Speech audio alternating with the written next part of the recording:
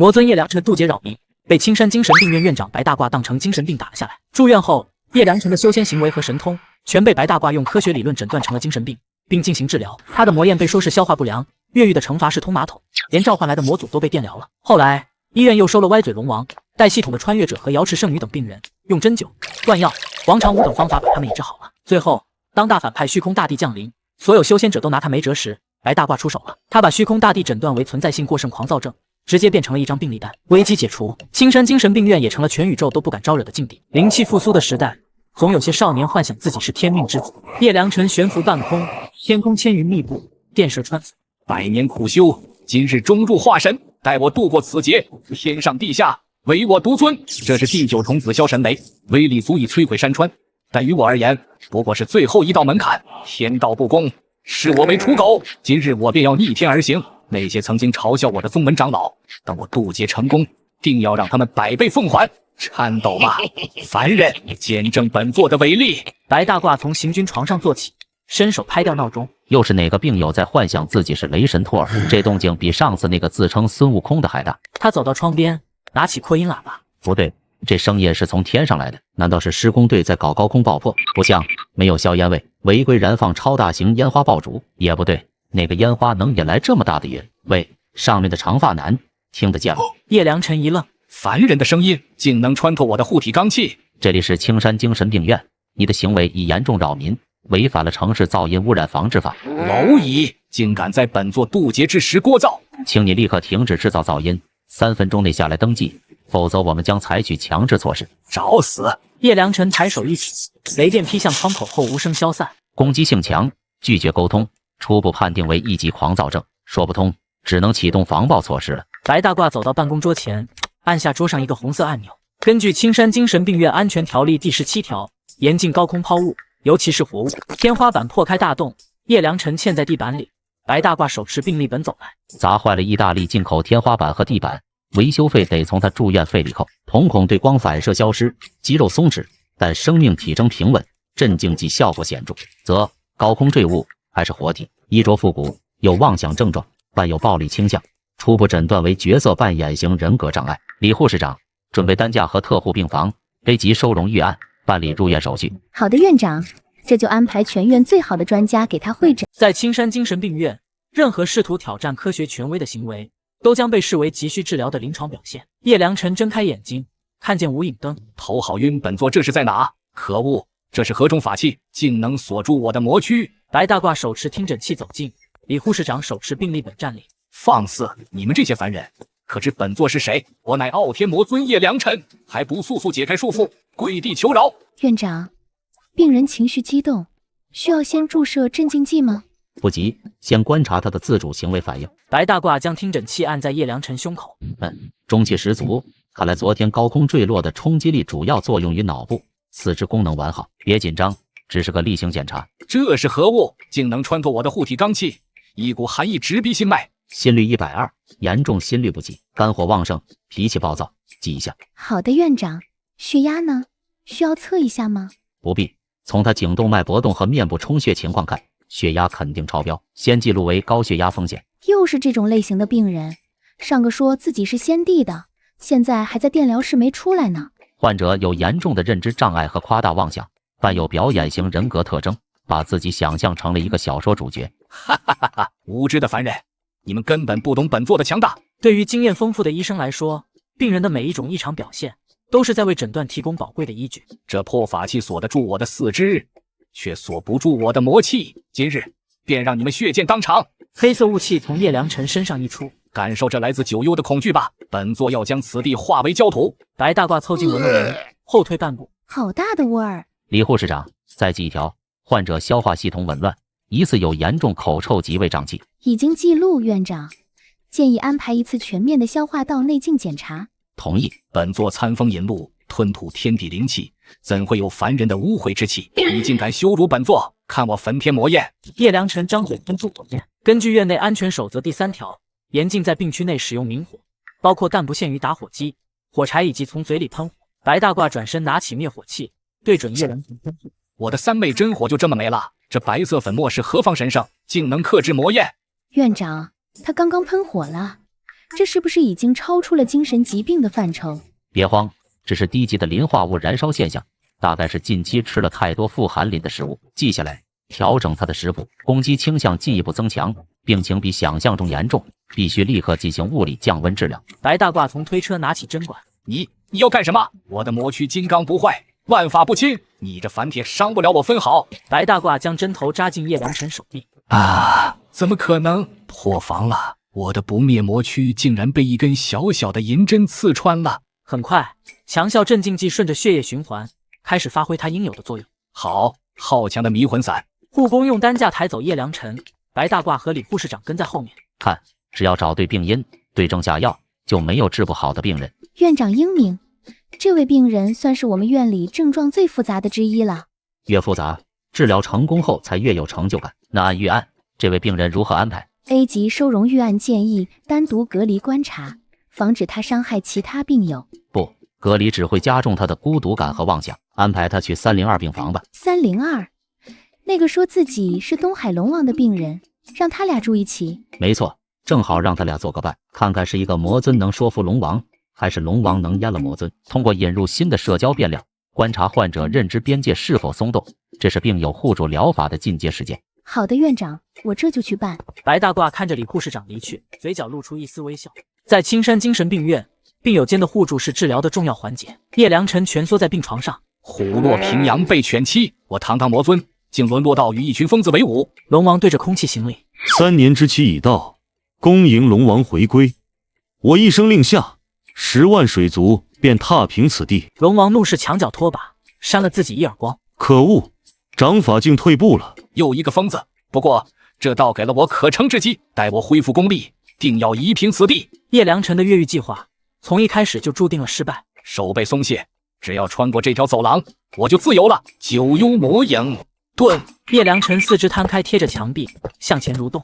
你看302那个病情又加重了。是啊，昨天还自言自语，今天都开始爬墙了。凡人看不见我的魔功，前面就是大门，只要破开这道结界，我就自由了。李护士长出现在叶良辰身后。叶先生，熄灯后禁止游荡，请返回病房。区区凡人也敢拦我，让你见识一下什么叫绝望，看我焚天魔焰。叶良辰掌心对准李护士长，冒出一朵小火苗。魔气滞涩，定是药力还未散尽，不过对付凡人足够了。院内禁止明火，罚款50，增加2小时劳动。说完，李护士长伸手将火按灭。叶良辰抱住自己的手掌，我的手骨竟然被他2指捏碎了，好恐怖的肉身力量。叶良辰摊开手掌，手掌完好无损。没碎，可那剧痛难道是传说中能攻击神魂的无相指？在青山精神病院，任何超自然现象都有一个科学的诊断结果。李护士长单手拖着叶良辰来到院长办公室门口。院长，302号病人夜游纵火，还对墙壁有异常行为。白大褂抬头审视叶良辰，能量过剩，躁动，有破坏性行为，典型的狂躁症。看来药物无法抑制他过剩的精力了，给他加一项公益疗法。东区3楼的下水道堵了，让他去通。好的，院长，我这就安排。李护士长拖走叶良辰。不，我堂堂魔尊怎能去通下水道？公益疗法是青山精神病院帮助患者重建社会功能的重要手段。李护士长将马桶刷塞入叶良辰手中，指向一排马桶。奇耻大辱！我堂堂魔尊曾一念覆灭星河，如今竟要洗刷这污秽之物。叶先生，这是东区3楼的公共卫生间，管道堵塞严重。放肆！本座再说一次，拿开你的脏东西。按医嘱，你需要将它们疏通干净。这是行为认知疗法，帮你回归现实。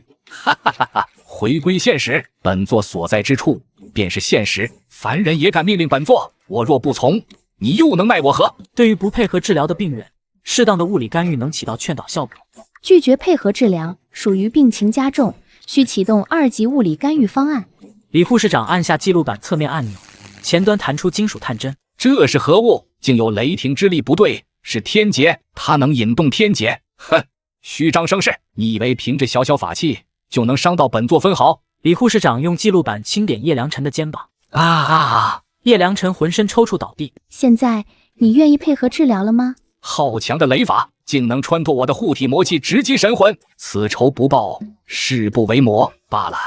这定是天道对我的心魔试炼。叶良辰捡起地上的马桶刷，事实证明，端正思想态度后，任何劳动都有其意。区区污秽，看我如何一剑破之！万魔归宗，敌尘斩！叶良辰手持马桶刷，对着马桶一阵猛戳，有效。这身法力道与我的剑法暗合，堵塞即是瓶颈，疏通便是突破。我明白了，横扫千军，当尽污浊，力劈华山，贯通阻碍。叶良辰接连疏通数个马桶，一张一弛，正是大道至理。我感觉到了，我的心境正在突破。叶良辰疏通最后一个马桶，水流形成漩涡，这漩涡生生不息，循环往复，这不就是传说中的轮回大道吗？我悟了，哈哈哈哈！在青山精神病院，任何形式的顿悟都可能是需要警惕的病理信号。白大褂路过卫生间门口，看见叶良辰对着马桶。原来轮回的真谛就藏在这方寸之间，待我参透此道，何愁不能重返巅峰？狂躁症状缓解，但出现对特定物品产生精神寄托的新并发症，这是典型的恋物癖，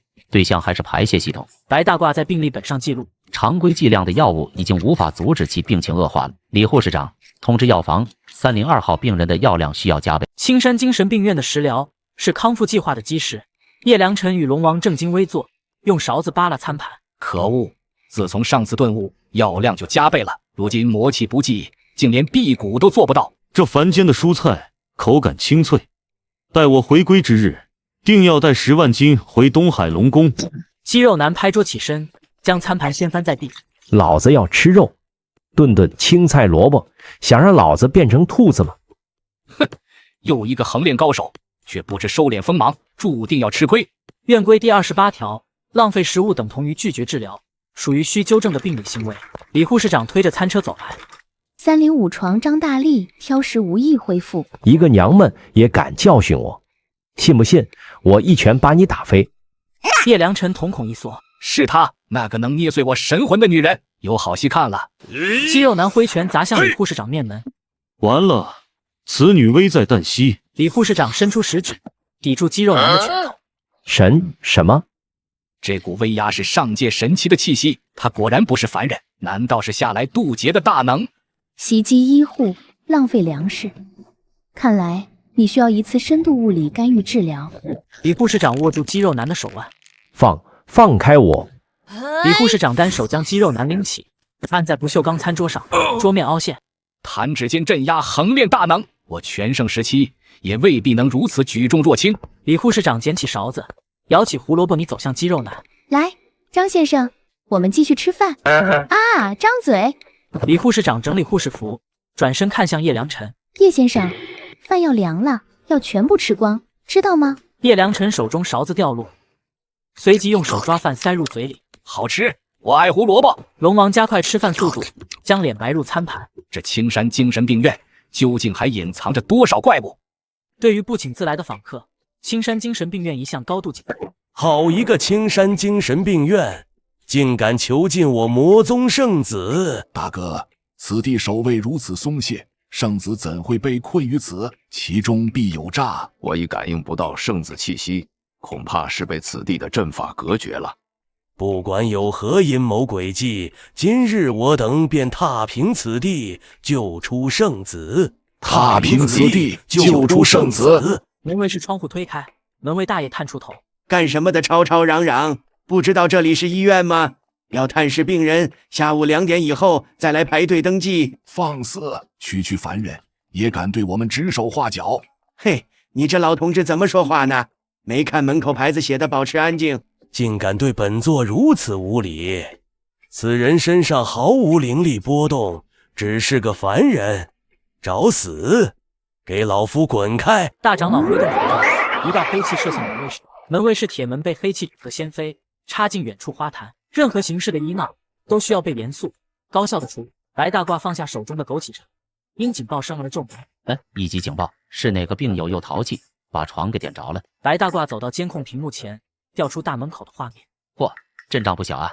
这是老年 cosplay 爱好者在门口聚众闹事，不对。白大褂放大画面，仔细观察为首大长老的法杖。现在的医闹都这么有组织有纪律了吗？还自带这么逼真的道具，这法杖的材质看着不像塑料。接安保部大门口发生1级安全事件，启动橙色防暴预案。大长老正要带人硬闯，医院上空响起广播：门口的各位家属请注意，你们的行为已涉嫌聚众扰乱医疗秩序，装神弄鬼，请立刻停止破坏公共财物，否则我愿将采取强制措施。强制措施？就凭你这几句话？今日我必将此地搅个天翻地覆。警告无效，鉴于各位情绪失控，我愿将启动橙色防爆预案。合金大门轰然关闭，围墙上升起数百个洒水喷头。哼，一道破门就想拦住我们，看我破了它！三长老正要施法，所有喷头对准他们喷出大量淡绿色雾气。不对，这雾气有古怪，所有人屏住呼吸。但为时已晚，这种特制镇静喷雾能迅速平复激动情绪。长老们吸入喷雾，原本的气势瞬间瓦解，身体开始摇晃。头好晕，我们是来干嘛的来着？这雾闻着挺香，嘿嘿，感觉要飞起来了。可恶，这到底是什么毒物，竟能绕过我的护体罡气，直侵神魂？大长老勉力支撑，摇晃走向大门，眼前景象开始扭曲。合金大门在旋转，这是空间传送阵。家属情绪已稳定，李护士长启动 B 计划，引导他们去迷宫花园，注意别踩到花草。大长老带领众长老冲向扭曲的合金大门。原来如此，出口就在眼前。圣子本座来救你了。迷宫花园旨在帮助患者重建空间感。大长老带领长老团踏入传送阵，出现在乱葬岗幻境中。大长老，这是什么地方？阴气好重！慌什么？区区幻阵也想困住老夫？看我破了它！这阵法竟能模拟出九幽坟场的气息，可惜在绝对实力面前都是虚妄。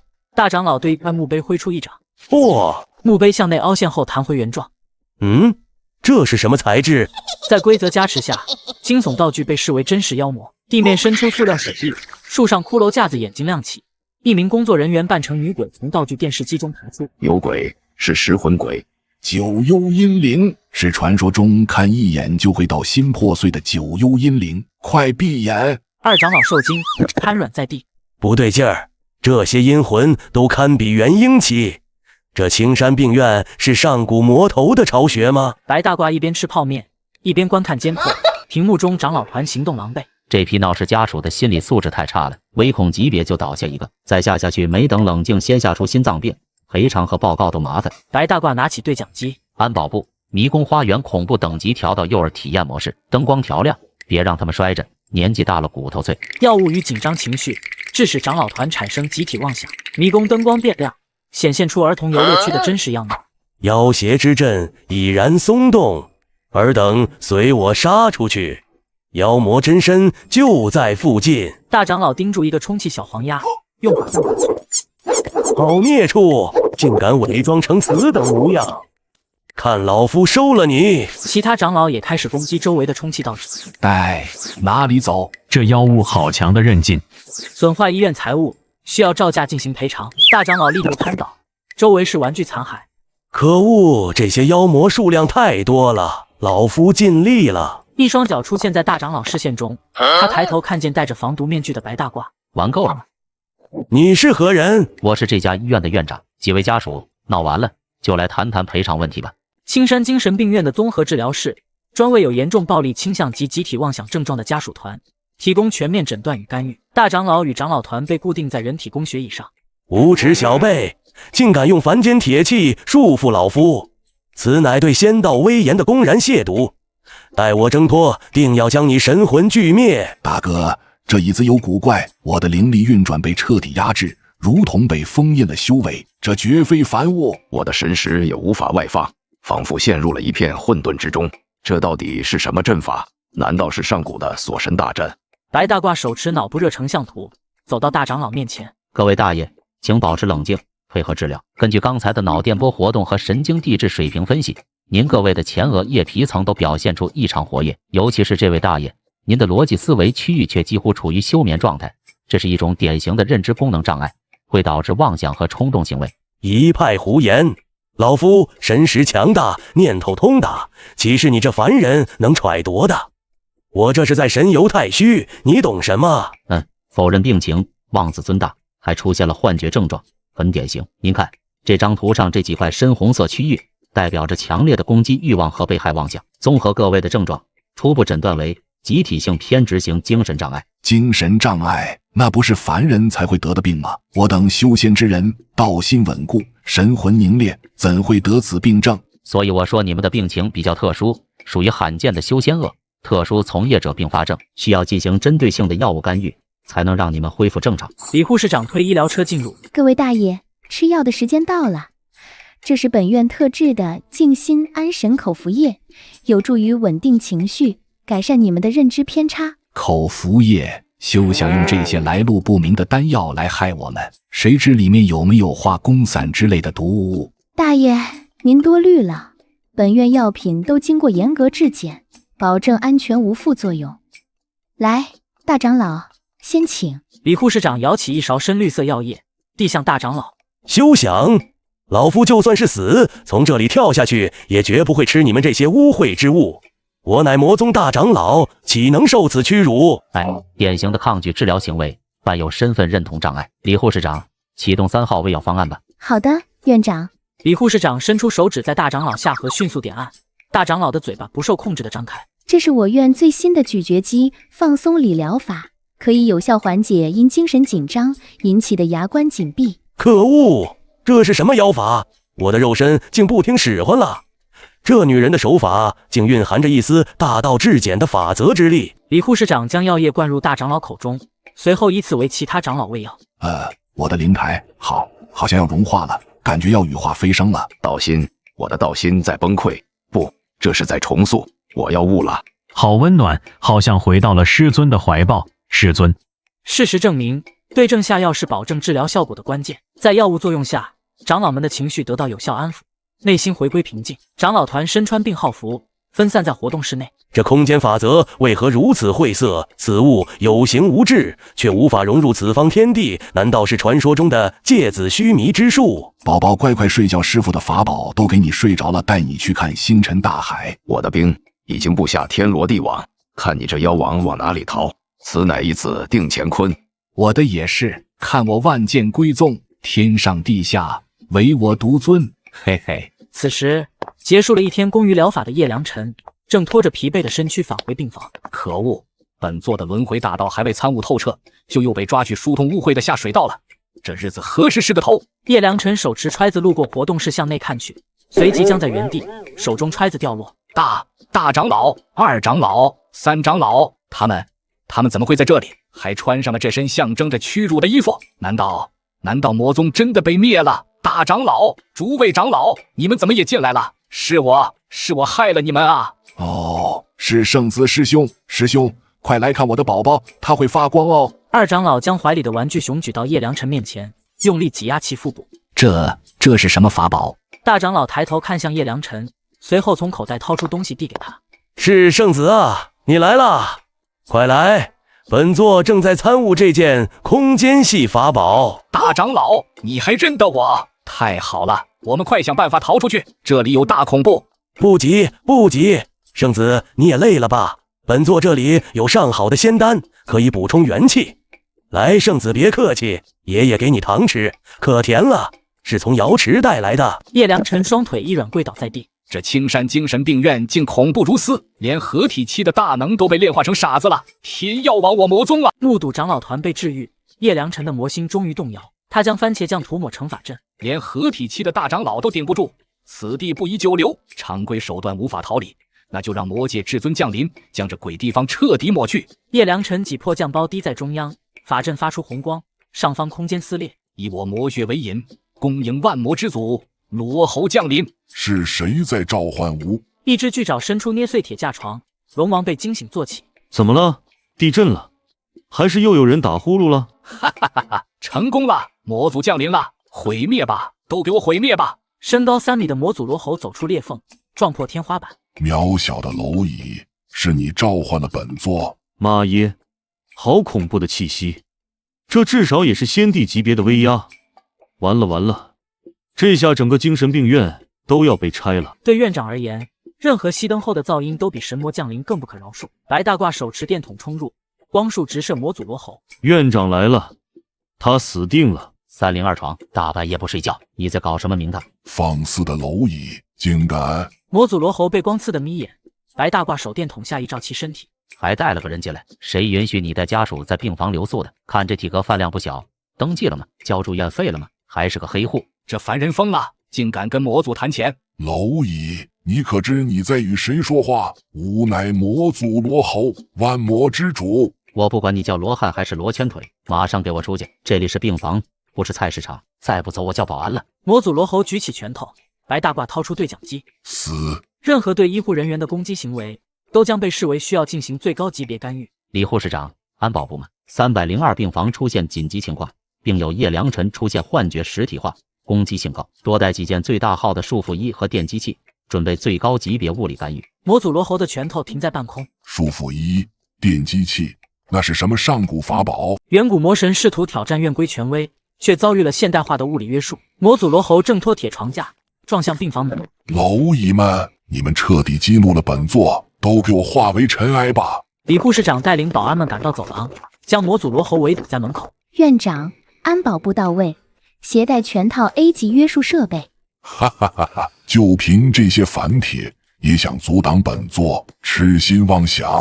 魔族罗侯挥爪拍向保安们的防爆叉。青山精神病院的医用器械均根据患者病情进行过特殊材质定制。防爆叉插头亮起符文，魔族罗侯手臂被震毁。这是什么东西？患者情绪激动、暴力倾向、高度危险，执行 B 方案，强制物理镇静。保安们用防爆叉将魔族罗侯压制在床上，目标已压制。李护士长抖开一件布满针脚的巨大束缚衣，那件衣服上的纹路是上古捆仙索的编织法，他们要用这东西束缚魔族。上古捆仙索，这精神病院到底是什么来头？对于狂躁型患者，电休克疗法是帮助其快速恢复平静的有效手段。魔族罗侯被束缚衣捆绑倒地，白大褂推着 ST 电休克治疗衣走。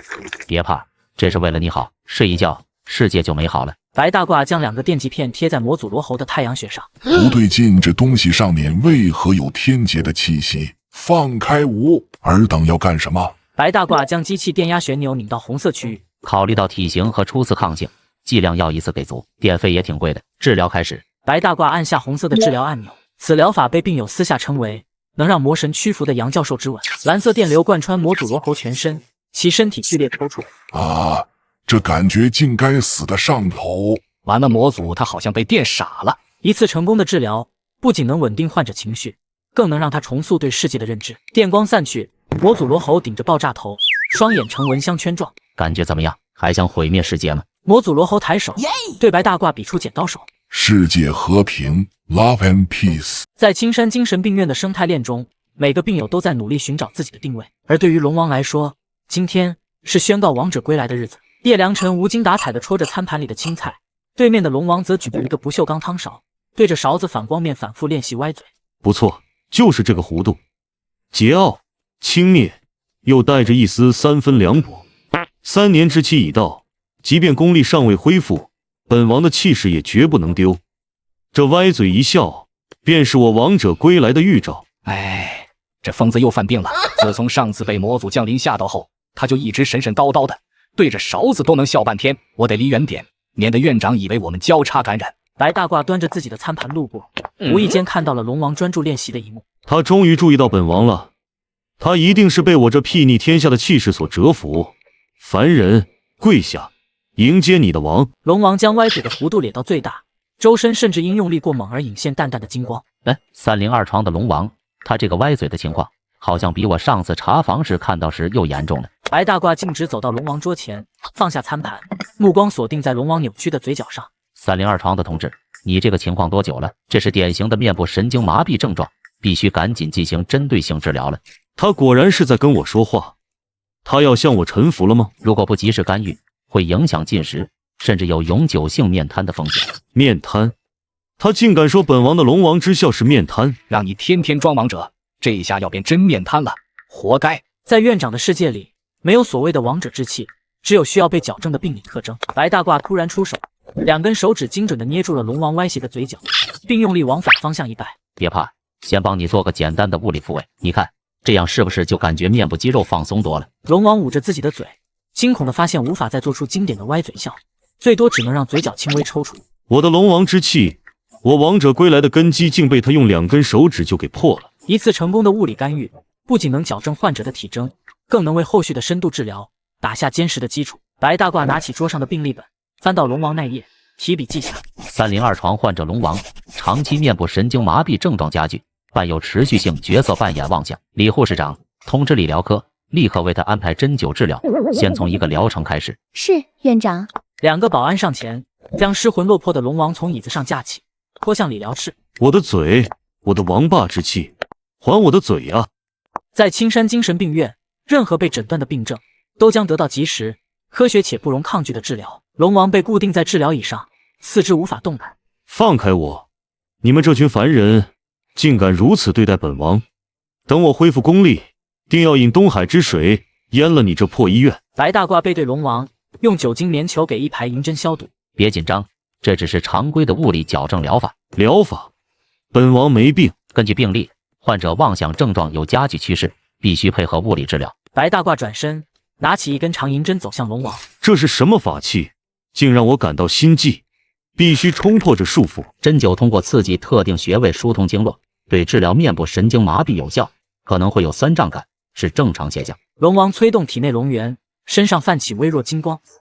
医生看来，患者治疗前的肌肉震颤是神经功能紊乱的表现，证实了诊断的准确性。伴有肌肉痉挛，看来需要先从主穴位入手，镇定安神。百会穴位于头顶正中，为督脉要穴，有开窍醒脑、安神定志之效，是稳定情绪的首选穴位。白大褂将长针刺入龙王头顶的百会穴，龙王身体一僵，身后的金龙虚影停滞呆滞。怎么回事？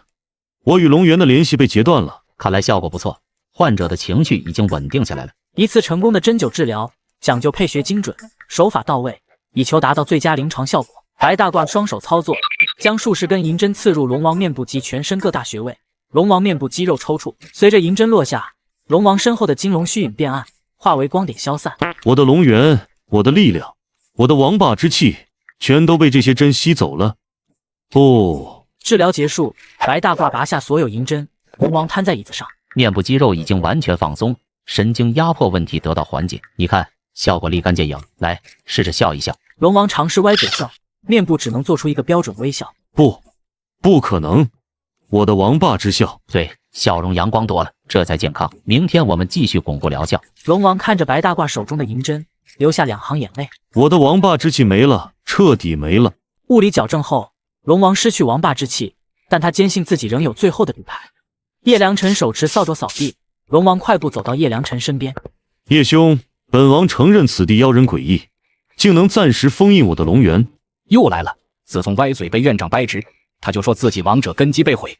但我尚有最终手段，这是我作为东海之主最后的底牌。你的底牌不会是承包院长的饭菜吧？我得离他远点。龙王走到操场中央，张开双臂仰天。我以东海龙王之名号令，沉睡于四海之内的10万龙兵，速来救驾。天空乌云汇集，雷声滚动。叶良辰与其他病友抬头望天。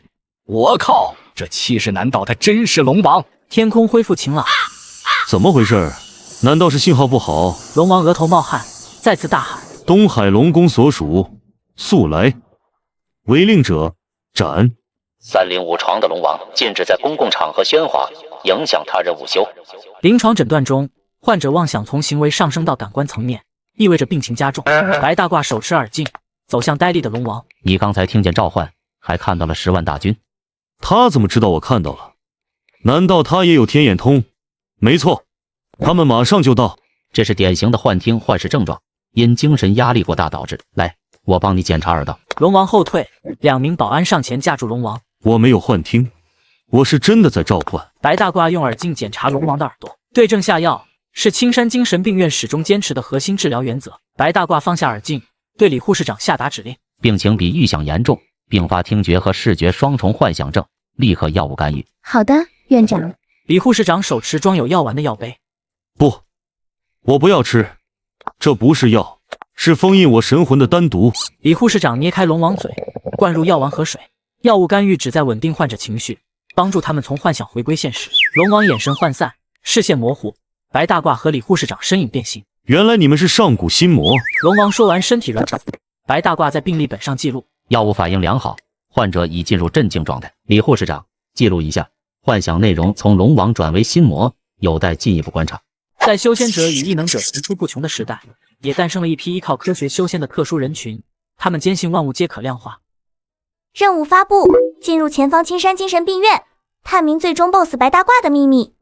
奖励1000积分。新手村的最终 BOSS 就在这儿。系统扫描目标建筑能量构成。叮，扫描中，扫描失败，检测到未知规则立场，无法解析。无法解析。看来这个副本比想象中要复杂。系统哥走向医院大门，被门卫大爷从窗户拦下。干什么的？探视时间还没到。第一个 NPC， 系统扫描此人数据。叮，扫描中，目标身份未知，职业扫地僧，危险等级问号，警告，建议宿主不要招惹。一个看门的危险等级居然是问号。大爷，我不是来探视的，我是来看病的。最近总感觉脑子里有人跟我说话。那你来对地方了，进去吧，左转挂号。在系统哥看来，这是一次完美的潜入，但在院长眼中，这只是又一位主动前来的患者。说说你的情况吧。计划通，现在可以近距离观察 BOSS 了。系统全面解析白大褂。叮，解析中，目标白大褂，身份院长，能力问号，弱点问号，危险等级 max 加，警告，检测到致命威胁，建议宿主立即撤离。系统虚拟面板闪烁红色警报，他额头冒出冷汗。开什么玩笑？新手村 BOSS 危险等级 max 加，必须先下手为强。系统兑换式神匕首。叮，兑换式神匕首需要5000积分，宿主积分不足。该死，那就兑换隐身符，先战略性撤退。叮，兑换隐身符需要800积分，兑换成功。道具已放入宿主储物空间。医生，我肚子突然好痛，想去一下洗手间。在青山精神病院，任何违反唯物主义的物品都无法遁形。系统哥起身要走。等一下，你口袋里是什么？根据医院规定，病人不能随身携带危险管制品和封建迷信物品，请你主动交出来。口袋？我口袋里什么都没有，隐身符在储物空间里。系统哥摸向衬衫口袋，触碰到符纸。李护士长从其口袋抽出符纸。院长，是一张黄纸，上面画的图案挺难看的。看来除了幻听，还伴有私藏危险品的行为。一次成功的诊断，源于对患者所有异常行为的细致观察与科学归纳。系统哥身体僵住。他怎么知道我有储物空间？他怎么把里面的东西拿出来的？这不科学。白大褂在本子上记录：新入院患者，代号系统哥，有严重的交流障碍和持续性幻听，伴有储物癖及破坏规则倾向，初步判定为精神分裂症，安排入住107床，1级护理，重点观察。在青山精神病院，任何违心行为都会被唯物主义法则修正。系统，到底怎么回事？为什么我们的能力都失效了，连个储物空间都保不住？叮，警告，本区域存在高强度唯物主义法则压制，所有唯心测能力正在被持续降解。降解？什么意思啊？简单来说，本系统的各项功能正在从神级向民用级转化，建议宿主立刻停止不切实际的幻想，回归现实，积极配合治疗。连你都叛变了？医护人员认为，按时吃药是患者康复的第一步。李护士长推药车进入病房。107床，吃药了。李护士长递出药杯。不能吃，这药肯定有问题。系统，立刻给我分析这颗药丸的成分。叮，分析中，成分为错误，检测到反逻辑、反因果律、魔音污染。什么污染？说人话。系统防御模块正在被侵蚀，此物无法理解，建议宿主快跑。对于不配合治疗的患者，物理干预是保证医嘱执行的必要手段。系统哥起身打翻药杯。我没病，我不要吃药。李护士长拿出电击棍。不遵医嘱属于病情加重的表现。系统，快，用我们最后的所有积分给我兑换金刚不坏3秒体验卡。叮，兑换失败，积分模块已损坏。2名保安冲入病房，按住系统哥。可恶，想我堂堂系统刘主角，竟会落到如此地步。白大褂手持药丸走进病房。不遵医嘱可不是好孩子，你看，只是吃颗药而已，何必弄得这么复杂呢？我死也不会吃的。别怕，对症下药，病才能好。张嘴。白大褂捏开系统哥的嘴，塞入药丸并灌水。一次成功的药物干预，能根除病灶，更能从根本上帮助患者。系统正在被格式化，再见宿主。不，我的系统。祝您早日康复。系统哥坐起，看向白大褂。医生，谢谢你。药物起效了。我感觉我脑子里的那个叮叮叮的声音终于消失了。这是好事，说明你的幻听症状得到了有效控制。世界原来这么安静，这么舒服。白大褂点头，转身走出病房，在病历本上记录107床患者幻听症状已通过药物根除，疗效显著，可以转入普通病房，参与集体公益活动。叶良辰手持马桶刷走向系统哥，兄弟，新来的，一起通厕所不？能悟到。在青山精神病院，除了前来寻求帮助的患者，偶尔也会有一些迷路的高维存在，错误的降临在此地。雨后天台积水，一道白光闪过，林清雪降落，士卒悬浮于污水之上。此地便是师尊所说的红尘浊气最盛之处。师门至宝竟是琉璃瓶的气息，最后就消失在此地，必须尽快寻回。天台门被推开，白大褂持拖把走出，看见林清雪。又一个不穿鞋的，看着打扮和悬空姿势，是妄想型精神障碍，且表情疏离，存在社交回避倾向。白大褂放下拖把，拿出红外体温枪，走向林清雪。这位小姐你好，看你脸色苍白，是不是身体不舒服？别动，我帮你测量体温。凡人，退下，否则别怪我让你化为冰雕。伴有攻击性言语，是面对陌生环境的应激反应。在院长的诊疗逻辑中，任何超自然的表象都能通过科学的仪器转化为可被理解的具体的病理学数据。白大褂用体温枪对准林清雪，屏幕显示 25.0 摄氏度，随后对着衣领对讲机说话：小李，马上带急救保暖设备到天台，这里发现一名女性体温严重过低，已出现低温症症状，情况紧急。体温低温症，这凡人在说什么胡话？我修炼太上忘情诀，体表温度自然异于常人。李护士长出现在林清雪身后，手持军大衣。院长，保暖设备拿来了。李护士长将林清雪用军大衣裹住，立起衣领。怎么回事？我的仙力为何在此地毫无用处？这军大衣是什么法宝？在青山精神病院的绝对领域内，任何试图挑战唯物主义法则的力量，都会被更强大的物理规则所修正。2名保安上前架住林清雪。放开我！这到底是什么地方？别怕，你现在需要的是绝对的保暖和静养。保安架住林清雪走向病房区，白大褂在病历本上记录：新入院患者暂定代号林清雪，初步诊断为重度情感冷漠症、社交恐惧症及急性低温症，并伴有洁癖与被害妄想。李护士长安排他入住隔离病房，以及护理、强制物理保暖，24小时监控体温。是，院长。林清雪被推入隔离病房。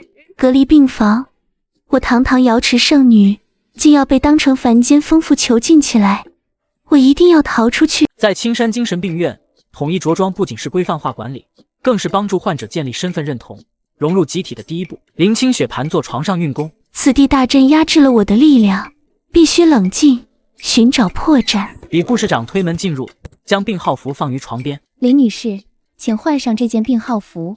拿走。李护士长拿出电击棍，在手心轻敲。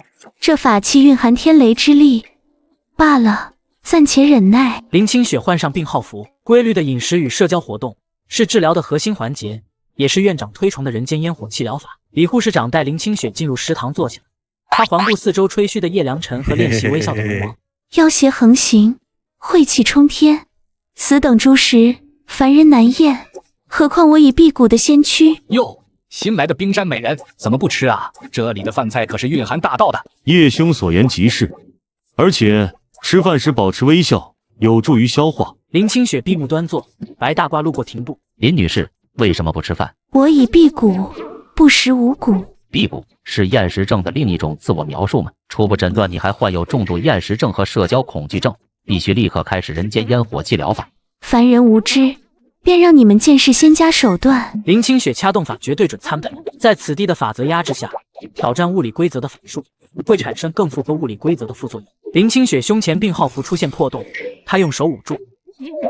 长期厌食导致营养不良，身体组织脆弱，连衣服都脆化了。李护士长，给他加个鸡腿，强制进食，补充蛋白质。李护士长将鸡腿放入餐盘，舀饭递到林清雪嘴边。林女士张嘴。林清雪看向勺子和李护士长搭在电击棍上的手，奇耻大辱！我堂堂瑶池圣女，竟要被凡人逼食。林清雪张嘴吃下米饭。我的道心脏了。厌食症初步解决，但社交恐惧症还需介入治疗。李护士长，我看林女士的四肢协调性很好。是的，院长，她在天台的核心力量和平衡感都很好。那就定了。为帮他克服社交恐惧，明天开始安排他领舞广播体操。林清雪闻言抬头，领舞广播体操，那是什么新的酷刑吗？生理干预后，院长通过集体活动重建患者的社会功能与集体荣誉感。患者情感淡漠、社交恐惧，强制进食只解决了营养摄入问题。李护士长，林女士社交孤立严重，必须让她参加集体活动。院长，林女士性格孤僻，抗拒与人接触，恐怕很难主动参与，而且她戒备心很强，强制她参与，会不会适得其反？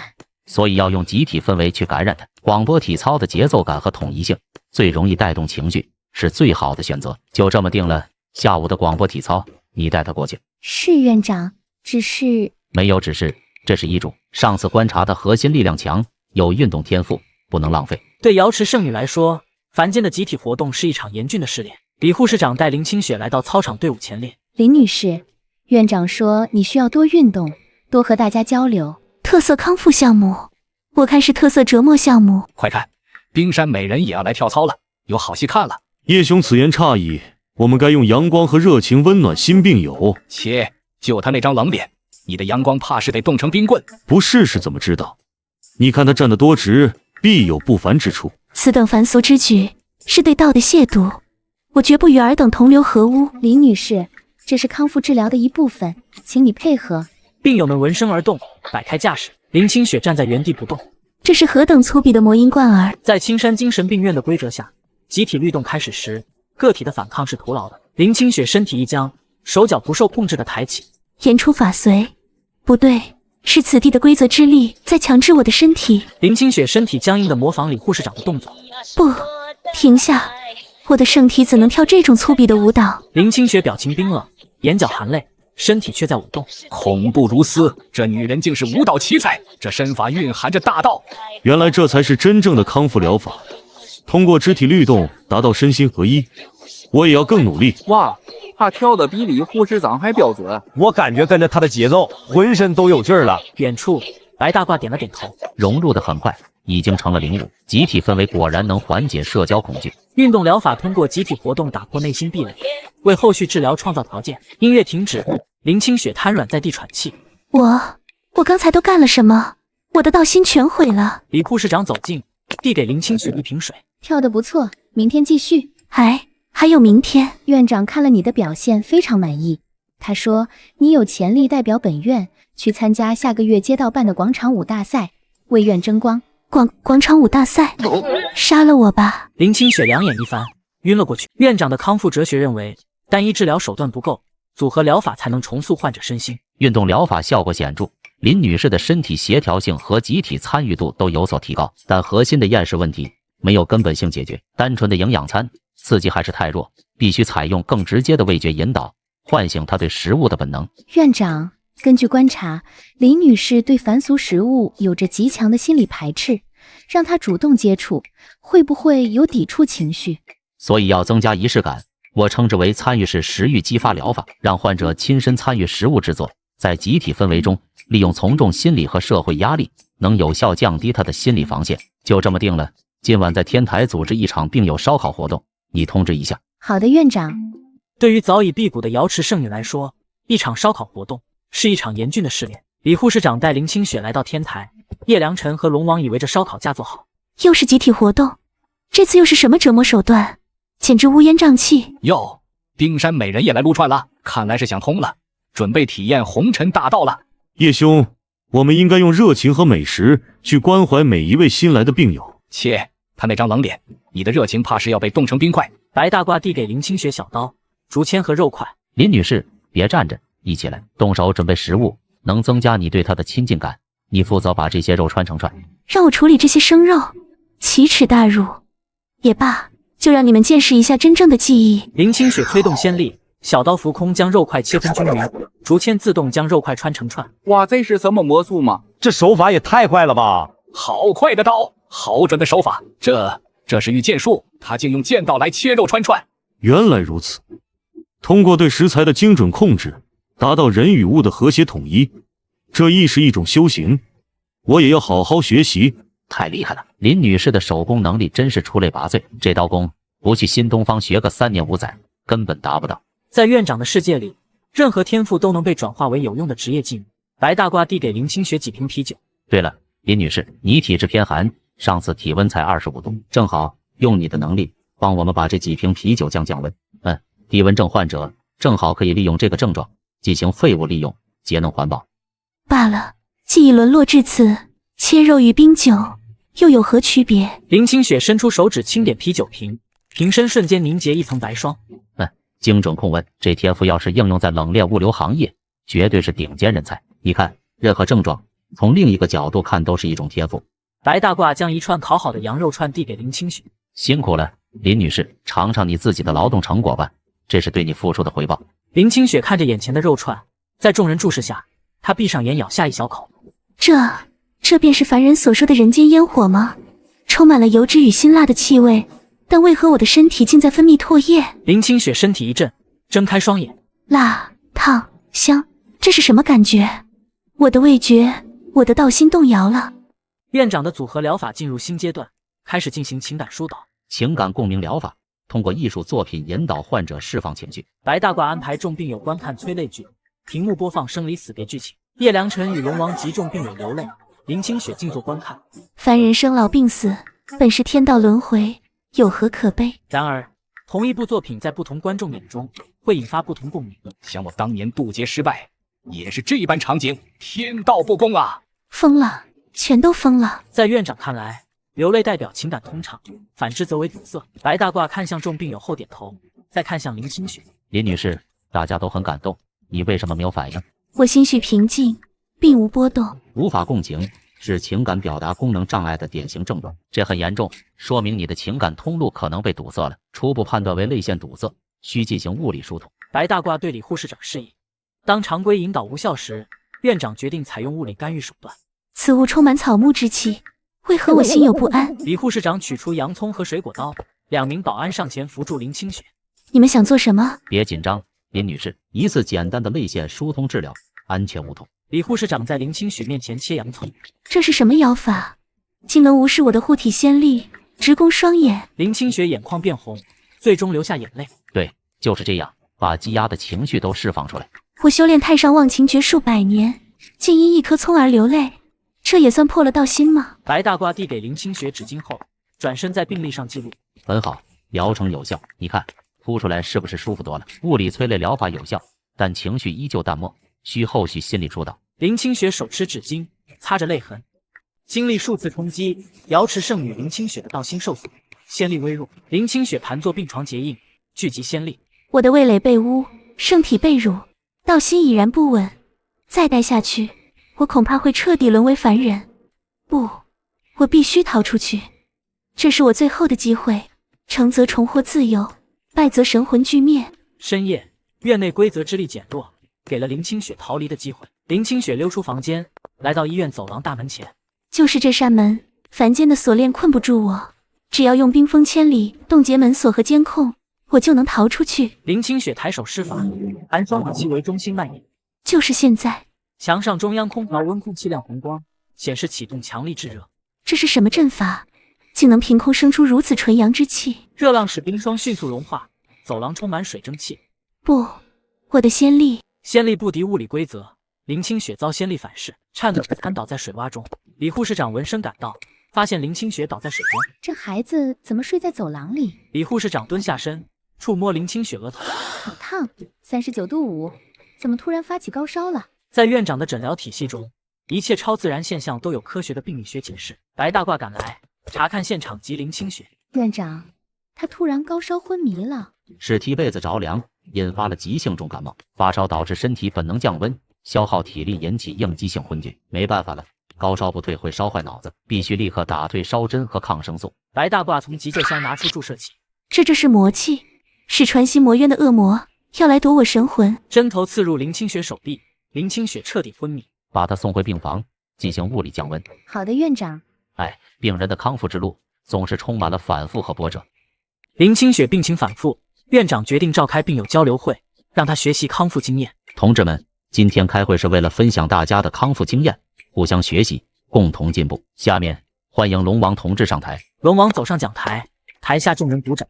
龙王，那个只会傻笑的疯子，他能有什么心得？一个昔日威震四海的王者，如今却为了一项全新的成就而感到自豪。首先，我要感谢院长，感谢医院，是这里的针灸疗法治好了我多年的慢性面部神经失调症。龙王对台下露出标准微笑。我过去以为睥睨天下的歪嘴一笑是王者的象征，现在我明白了，一个真诚健康的微笑才能拉近我和同志们的距离。白大褂点头，台下掌声雷动。他竟然在为自己的笑容而骄傲。叶良辰在平凡的劳动中领悟了他口中的全新大道。他手举马桶刷走上讲台。院长，同志们，我曾沉迷逆天，但在这里我找到了真正的道。洗刷厕所，让我见证无语境的循环，按下冲水键就是净化世间的神通，这就是我的新道，扫除道。傲天魔尊，他的新道是刷马桶。对系统哥而言，康复意味着放下脑海中催促他的声音。系统哥走上讲台。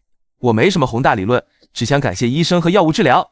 曾经我脑子里总有叮叮叮的声音和任务积分在催促我，一刻也不得安宁。现在那些声音都消失了，世界终于安静。我能读完一本纸质书，能感受到风吹过树叶的声音，我自由了。他放弃了力量，却称之为自由。白大褂走上台。很好，龙王同志重塑了社交形象，叶良辰同志找到了劳动价值，系统哥同志摆脱了内心噪音，大家都在不断进步。他伸手指向林清雪，众人齐齐看向林清雪。林清雪同志，大家都在分享进步，你愿意分享手工穿串和刀工方面的心得吗？林清雪张开嘴，欲言又止。他们是真心的。因林清雪在交流会表现沉默，院长判断其病情进入瓶颈期，随即安排了一场1对1的心理疏导。林清雪坐在院长对面，面无表情。林女士，今天请你来，是想以朋友的身份和你聊聊内心世界。内心世界，我修太上忘情，心如止水，何来世界？我们谈谈你坚信自己是瑶池圣女这件事。在学术领域，这通常被称为补偿性幻想。幻想，那是尔等凡人无法理解的真实。别急，你听我说，这种幻想源于对现实的不满足，所以会构建更完美的身份来获得心理慰藉。胡说八道，我乃天生仙胎，何来不满足？你反复提到的飞升，渴望脱离肉体回归永恒，从精神分析的角度看，这是一种典型的死本能体现。死本能？对，一种回归无机物平静状态的无意识渴望。你们称之为大道，我们称之为心理退行，本质都是对生命压力的终极逃避。回归无机状态的渴望，这不就是天人合一的至高境界吗？他一个凡人怎么会知道？院长关于飞升的分析让林清雪困惑，而接下来对师尊的剖析则直接冲击了他的信仰核心。我们再来聊聊你那位无所不能的师尊。不许你亵渎师尊。我没有亵渎他，只是想帮你分析一个全知全能、拥有绝对权威的男性形象，你对他无条件崇拜与服从。在我们的理论里，这很可能是厄勒克特拉情节的投射，简单说就是恋父情节。你将对父亲的依恋投射到了幻想的权威形象上。恋父情节，他竟将我对师尊的敬畏说成是凡俗男女之情，荒唐！幻想中的完美权威形象。林清雪再次沉默。院长并未施展神通，仅用一张纸和3个圆圈，便开始解构林清雪最根本的心魔困境。最后，我们来谈谈心魔，它在你虚弱时出现，低语、诱惑，让你产生幻想，对吗？林清雪点头。林女士，那不是外来的魔鬼，那就是你自己，是我们理论中的本我，你被压抑的所有原始欲望。白大褂在纸上画第一个圈，写上本我、心魔。而你的师尊和门规是超我，代表道德戒律。你痛苦是因为你在用超我消灭本我，越压抑，反抗就越强。白大褂在2个圈之间画第3个圈，写上自我。修炼的真谛不是消灭心魔，而是让自我强大到能协调二者。你必须学会倾听、理解并接纳它，这才是真正的精神飞升。林清雪拿着那张画着3个圆圈的纸，走出办公室。院长的声音在他脑海中回响：倾听它，理解它，接纳它。林清雪回到病房，坐在床边，倾听心魔。深夜，当心魔的低语再次响起，他第一次没有念动清心咒去压制。林清雪迟疑片刻，闭上双眼。我倒要看看。院长的心理学理论动摇了林清雪的信仰。本我、自我、超我的概念在他脑海中不断浮现。本我、自我、超我，倾听心魔，接纳它，再整合他凡人的理论，究竟是妄言，还是另一条大道？将能力融入现实世界，难道我的仙法真的要用在这些地方？林清雪决定检验凡人的理论，开始尝试融入集体生活。哎呦，这泼刀怎么就不听使唤？刀工罢了。既然要检验那凡人的理论，就从最小的事情开始吧。我来吧。林清雪接过苹果羽刀，削出完整螺旋形果皮。哇姐，你这手艺绝了，新东方毕业的吗？发烧病人躺在床上，李护士长用湿毛巾为其擦拭额头。院长说我体质偏寒呐，便试试吧。那个我能帮忙。林清雪将手放在病人额头，体温降下来了，这低温症还能这么用？林清雪帮助他人的行为得到了院方的公开表扬。同志们，最近我们院里涌现出一位模范病友，他就是林清雪同志。他不仅用出色的刀工帮助厨房，还利用自己独特的低温体质为高烧病人降温。这说明他找到了运用天赋帮助别人的方法，是康复的巨大进步。白大褂将纸质五角星别在林清雪胸前，众病友鼓掌。林清雪看着镜中胸前的纸质五角星，伸手轻触。我曾收到过无数奇珍异宝，但为何这颗削苹果换来的纸星星会让我有如此温暖又混乱的感觉？这不是大道，但是这种感觉并不痛苦。为什么？在林清雪展现出帮助他人的潜力后，院长捕捉到他镇定气场的价值。因近期病友情绪普遍焦躁，一个新的治疗方案由此诞生。最近天气转暖，几位病友出现不同程度的狂躁和焦虑，单纯的药物治疗治标不治本。需要增加户外活动时间吗？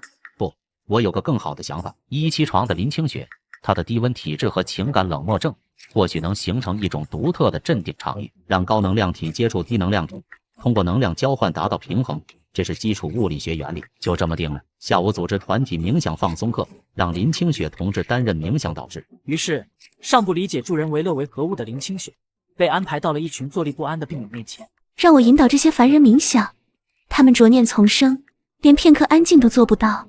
罢了，便当是一场修行吧。林清雪深吸一口气，所有人闭上眼睛。当修真法诀被用于凡俗的精神疏导，其效果远超众人想象。林清雪低声吟诵，活动室逐渐安静，一道微光以林清雪为中心扩散开来。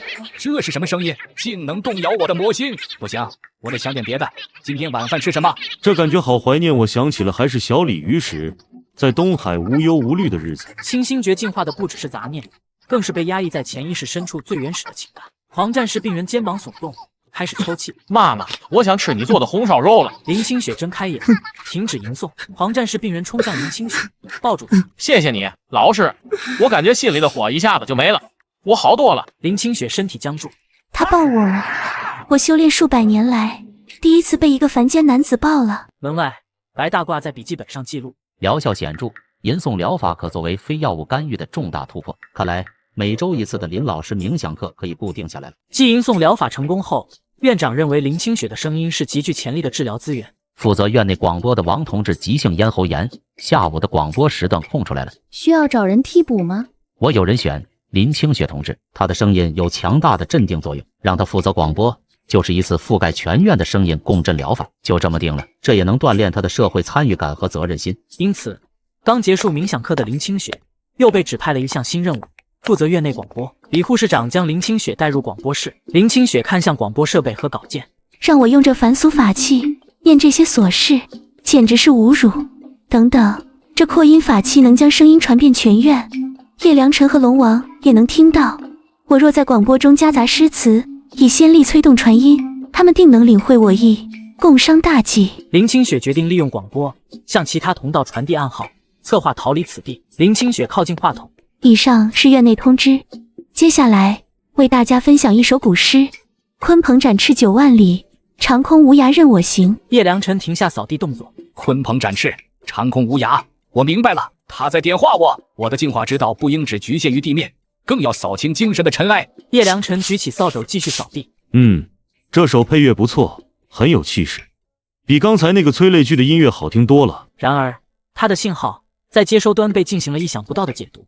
困兽犹斗，囚鸟思飞，铁锁锁不住魂灵，高墙关不住我心。系统哥站起，警报，检测到关键词：困兽囚鸟，铁锁高墙。这是越狱代码。广播系统被植入后门程序，正在发布越狱指令。系统哥丢下书冲出办公室。院长，不好了！我发现一个重大 bug， 广播系统正在播放越狱教程。李护士长走进广播室，按下停止键。李女士，你的广播时段结束了。我还没念完。院长说，你选的诗歌内容引发了部分病友的思想混乱，请严格按照稿件播报。思想混乱？我这蕴含道韵的诗篇他们到底听懂了什么？白大褂在门外记录笔记。患者林清雪在播音方面展现出极高天赋，但其个人文学品味容易被其他幻想症患者误读，诱发其粤语冲动。他的嗓音有培养价值，但必须为他安排一次媒介内容选择的指导课程。继广播传音失败后，林清雪的越狱计划搁浅，院长则开始致力于发掘病友的潜在价值。床战士病人一掌拍在餐桌上，想当年我一拳就7床，你这个月的劳动治疗项目加倍。是护士长。白大褂走近，扶下把观察垮掉的桌子。最近院里好几张桌椅都出了问题，木工王师傅又请了年假，这可不好办。院长，我有一个人选。叶良辰用下巴指向正在找座位的林清雪。林女士刀工出神入化，手上的功夫想必也巧夺天工，此等小事对她而言不过举手之劳。哼，这女人害我到心不稳，须得给她找点麻烦，让她干这等粗活，定能破碎她的道心。林女士，叶良辰同志推荐你来修理桌椅，我相信这是锻炼你动手能力和责任心的好机会。林清雪皱眉看向散架的木头。李护士长走到林清雪身后，抛着电击棍，让我修补凡俗木器罢了。此地生存法则便是融入集体，而且这粗劣之物也犹如我的审美，便让你们见识下何为真正的创造。好，但我需要一间安静的房间，并且不需要任何工具。林清雪来到木工房，决定用自己的方式修理这些桌椅。凝神聚气虽无法引动天地灵火，但以化生之法重组草木精华，尚可一试。白光从林清雪掌心散发，包裹零件，木材纤维自行预谱，榫卯结构自动重组。林清雪在桌腿内侧烙印符文。当修好的桌椅被送回食堂，其远超预期的效果立刻引起了院长的注意。天哪，这是榫卯工艺，而且比机器抛光的还要光滑。小李，我们院里隐藏着一位木工大师，这手艺可以申报非物质文化遗产了。这时一病友不小心将汤洒在桌上。哎呀，我的汤！汤汁在桌面上聚成水球滚落，桌面洁净无痕。我靠，这桌子防水防油，高级货啊！疏水涂层，他还掌握了纳米级的物理抛光技术，能在木材表面形成疏水层，这是重大发现，天才！林女士，为表彰你的突出贡献，院委会决定交给你一个光荣任务，请你为全院所有木质家具进行一次全面的防水防油耐磨抛光处理。林清雪身体晃动，我堂堂瑶池圣女的炼器术要被用来给整个医院的家具做保养。在林清雪被任命为总工程师后，院长认为纯粹的体力劳动不足以治愈其情感淡漠，必须辅以更精细的精神疗法。负责自然角的张大爷腰间盘突出，这些花草和金鱼缺乏关爱，都出现了集体抑郁。院长，此事非林女士莫属。她上次能用神奇手法修复桌子，说明她对结构和生机有独到理解。让她来照顾这些花草，定能让他们起死回生。对，照料弱小生命能激发责任感，是经典的爱心疗法。林女士，院里需要你的帮助，我们希望你能用爱心唤醒这些即将枯萎的生命。继修桌子之后，现在又轮到养花了。我堂堂瑶池圣女，何时沦落到做这些杂活？对于一个亲近自然的修道者而言，眼见生命在面前凋零，终究是无法坐视不理的。林清雪走到兰花前，罢了，万物有灵，见死不救，又为我道心，就当是可怜你吧。林清雪伸出手指触碰兰花，指尖发出微光。她走到鱼缸边，屈指一弹，一点灵气没入水中。哼，凡俗之物也配享我瑶池灵气，算是你们的造化。仙家灵气被用于浇花喂鱼，一场生命奇迹由此上演。叶良辰路过自然角，闻到花香后身体一顿，这花香竟能平复我内息，修复昨夜的暗伤。他随手养的花便堪比灵丹妙药，莫非是传说中的药仙？龙王凑到鱼缸前，奇怪，看着这些鱼，我竟感觉血脉里传来一丝亲切感，仿佛见到了远房亲戚。很快，这场奇迹就成了院长向上级专家展示的绝佳案例。白大褂带着医学专家走入活动室。王教授，请看，这就是爱心关怀疗法的成功案例。不可思议，我记得上次来这盆兰花还快死了。这就是爱的力量。林清雪同志将关怀倾注其中，植物感受到了他的爱，于是回报以奇迹。你做得非常好，你不仅治愈了他们，也正在治愈你自己。现在我有一个更重要的任务交给你。白大褂指向窗台上的一只橘猫，这是我们的吉祥物小橘，它最近有些抑郁，你的下一个任务就是去跟它交流，为它做心理疏导。给一只猫做心理疏导，我连凡人的心理都搞不明白，如何疏导一只猫？这疯人院当真要把我逼疯吗？继爱心园丁后，林清雪接到了新任务，为一只猫进行心理疏导。从瑶池圣女到精神病患，现在竟要给一只凡猫当心理医生，我的道途竟已堕落至此吗？可若完不成院长的疗程，不知又会有何等治疗方案等着我。罢了，总得一试。林清雪决定动用师门秘术万灵沟通术与猫直接沟通。宗门戒律严明，此术不可轻用，稍有不慎，便有神魂被兽灵污染之险。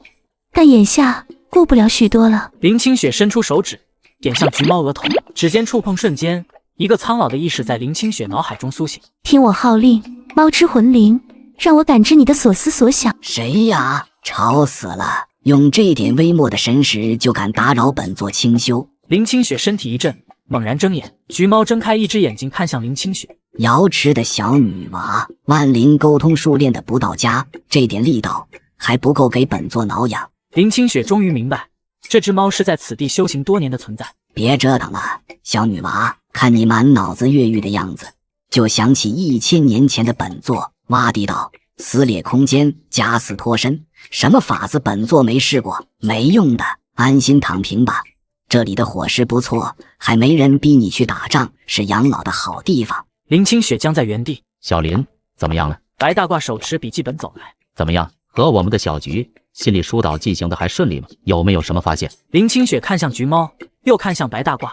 报告院长，经过初步评估，我判断他可能患有季节性情绪失调，并伴有轻微倦怠症状。哦，季节性情绪失调，有道理。那你的治疗建议是？我建议增加他的日照时长，进行光照疗法，同时在饮食中增加深海鱼肉的比例，补充微量元素。白大褂点头，在笔记本上记录。很好，基于观察的诊断，结合了环境疗法和营养学的科学方案。小林，你进步太大了。白大褂转身离开，橘猫尾巴尖轻晃一下。从这一刻起，我和他成了共犯。青山精神病院能感化一切超凡力量，而他的诡异也开始引起外界的注意。黑色轿车停在医院门口，天道盟大长老下车，问天道盟主打开车门。盟主，此地就是青山精神病院。上次探查，我们险些道心失守，被诊断为老年痴呆。无妨，我用天心通感应过，此地规则自成一体。我倒要见识一下，能镇压魔尊、点化龙王、囚禁圣女的是何方神圣？白大褂走上前，握住天道盟主的手。欢迎领导下来视察工作，请进。我们医院最近的康复成果又取得了新进展。此人气息与凡人无异，却能镇压诸天强者，返璞归真，当真恐怖。白大褂随即开始向天道盟主展示医院的康复成果。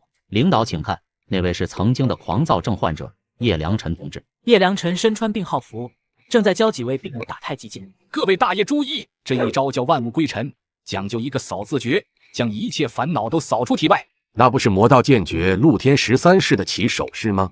竟被他用来教人养生。那位是龙王同志，曾经有面部神经问题和破坏倾向，现在是院里的园艺专家。水流要稳，不能伤到根茎。一花一世界，一草一天堂。他竟将控水神通用在浇花上。接连的见闻让天道盟主意识到，这家医院的治疗非同寻常。白大褂带天道盟主一行人来到后厨。领导，这位是我们最新的康复明星林清雪同志。天道盟主看见身穿围裙的林清雪站在案板前。瑶池圣女林清雪，她竟也在此地，还穿着围裙。瑶池圣地若知道，3界都要震动。小林，别发呆，给领导们展示一下你最近练的刀功，切个土豆丝。林清雪看向天道盟主和白大褂，叹了口气，他将土豆抛向空中，并指一个点向土豆，土豆落回案板，已变成一堆土豆丝。天道盟主和长老手中的公文包掉落在地。以气御剑，剑丝化羽，这是剑仙的至高境界。他竟用此等剑道切土豆丝。白大褂上前捻起土豆丝查看，随后点头。怎么样，领导？这刀工每一根都均匀剔透，绝对是米其林3星水准。我们医院的伙食质量就是这么有保障。疯了，是我们疯了，还是这个院长疯了？此地已超越诡异的范畴，是一种全新的道。天道盟主神色凝重，拿出一部造型古朴的通讯器。此事必须上报天道议会。青山精神病院的危险评级必须重新定义为未知。在见识了足以颠覆3观的土豆丝剑法后，天道盟决定必须对这家医院的理论核心进行一次终极审查。各位领导，承蒙厚爱，来我院指导工作。上次的参观，想必大家对我院的康复成果有了初步了解。今天我就汇报一下我们医院的核心治疗理念和最新研究成果。来了，能将瑶池圣女变成厨娘的理论，我倒要看看究竟是何等歪理邪说。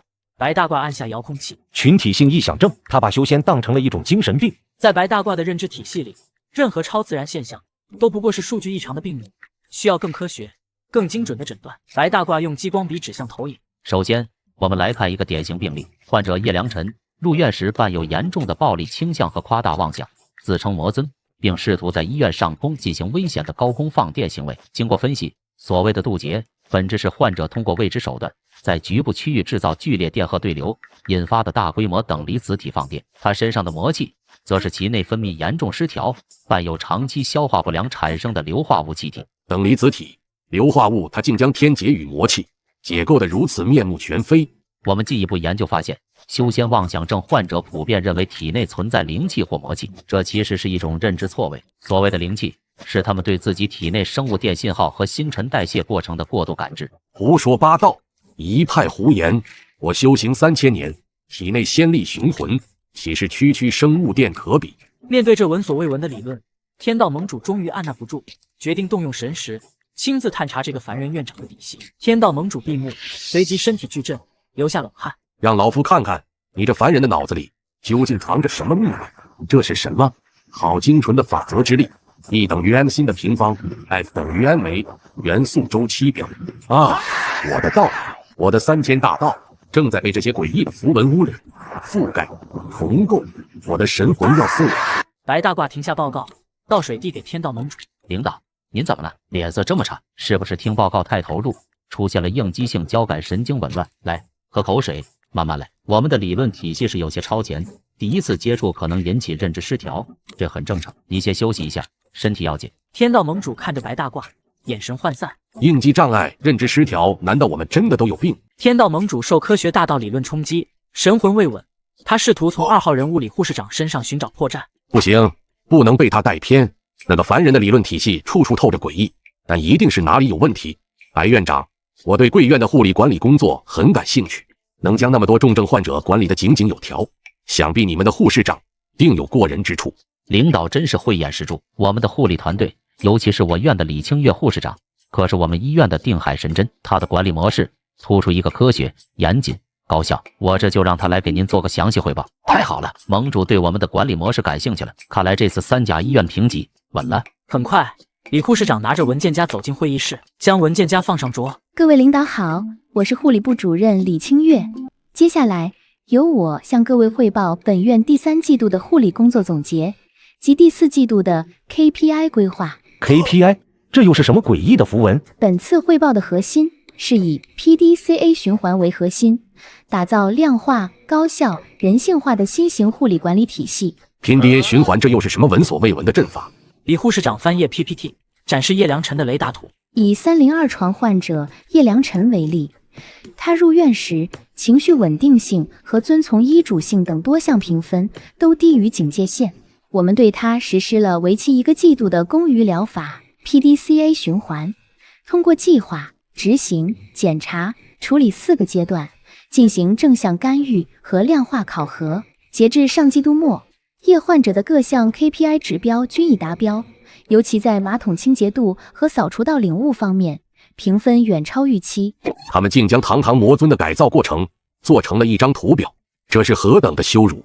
天道盟关心镇压神魔，而李护士长只关心工作流程中的突发事件。李护士长，如果有患者暴力抗拒治疗，你们如何处理？李护士长微微一笑，我们制定了标准的4级应急响应预案：1级口头警告，进行心理疏导；2级物理隔断，由安保人员使用非致命性器械约束；3级响应是药物干预，强制注射高浓度镇静剂。若以上3级均无效，我们将启动4级响应，由白院长主导，多科室专家联合进行。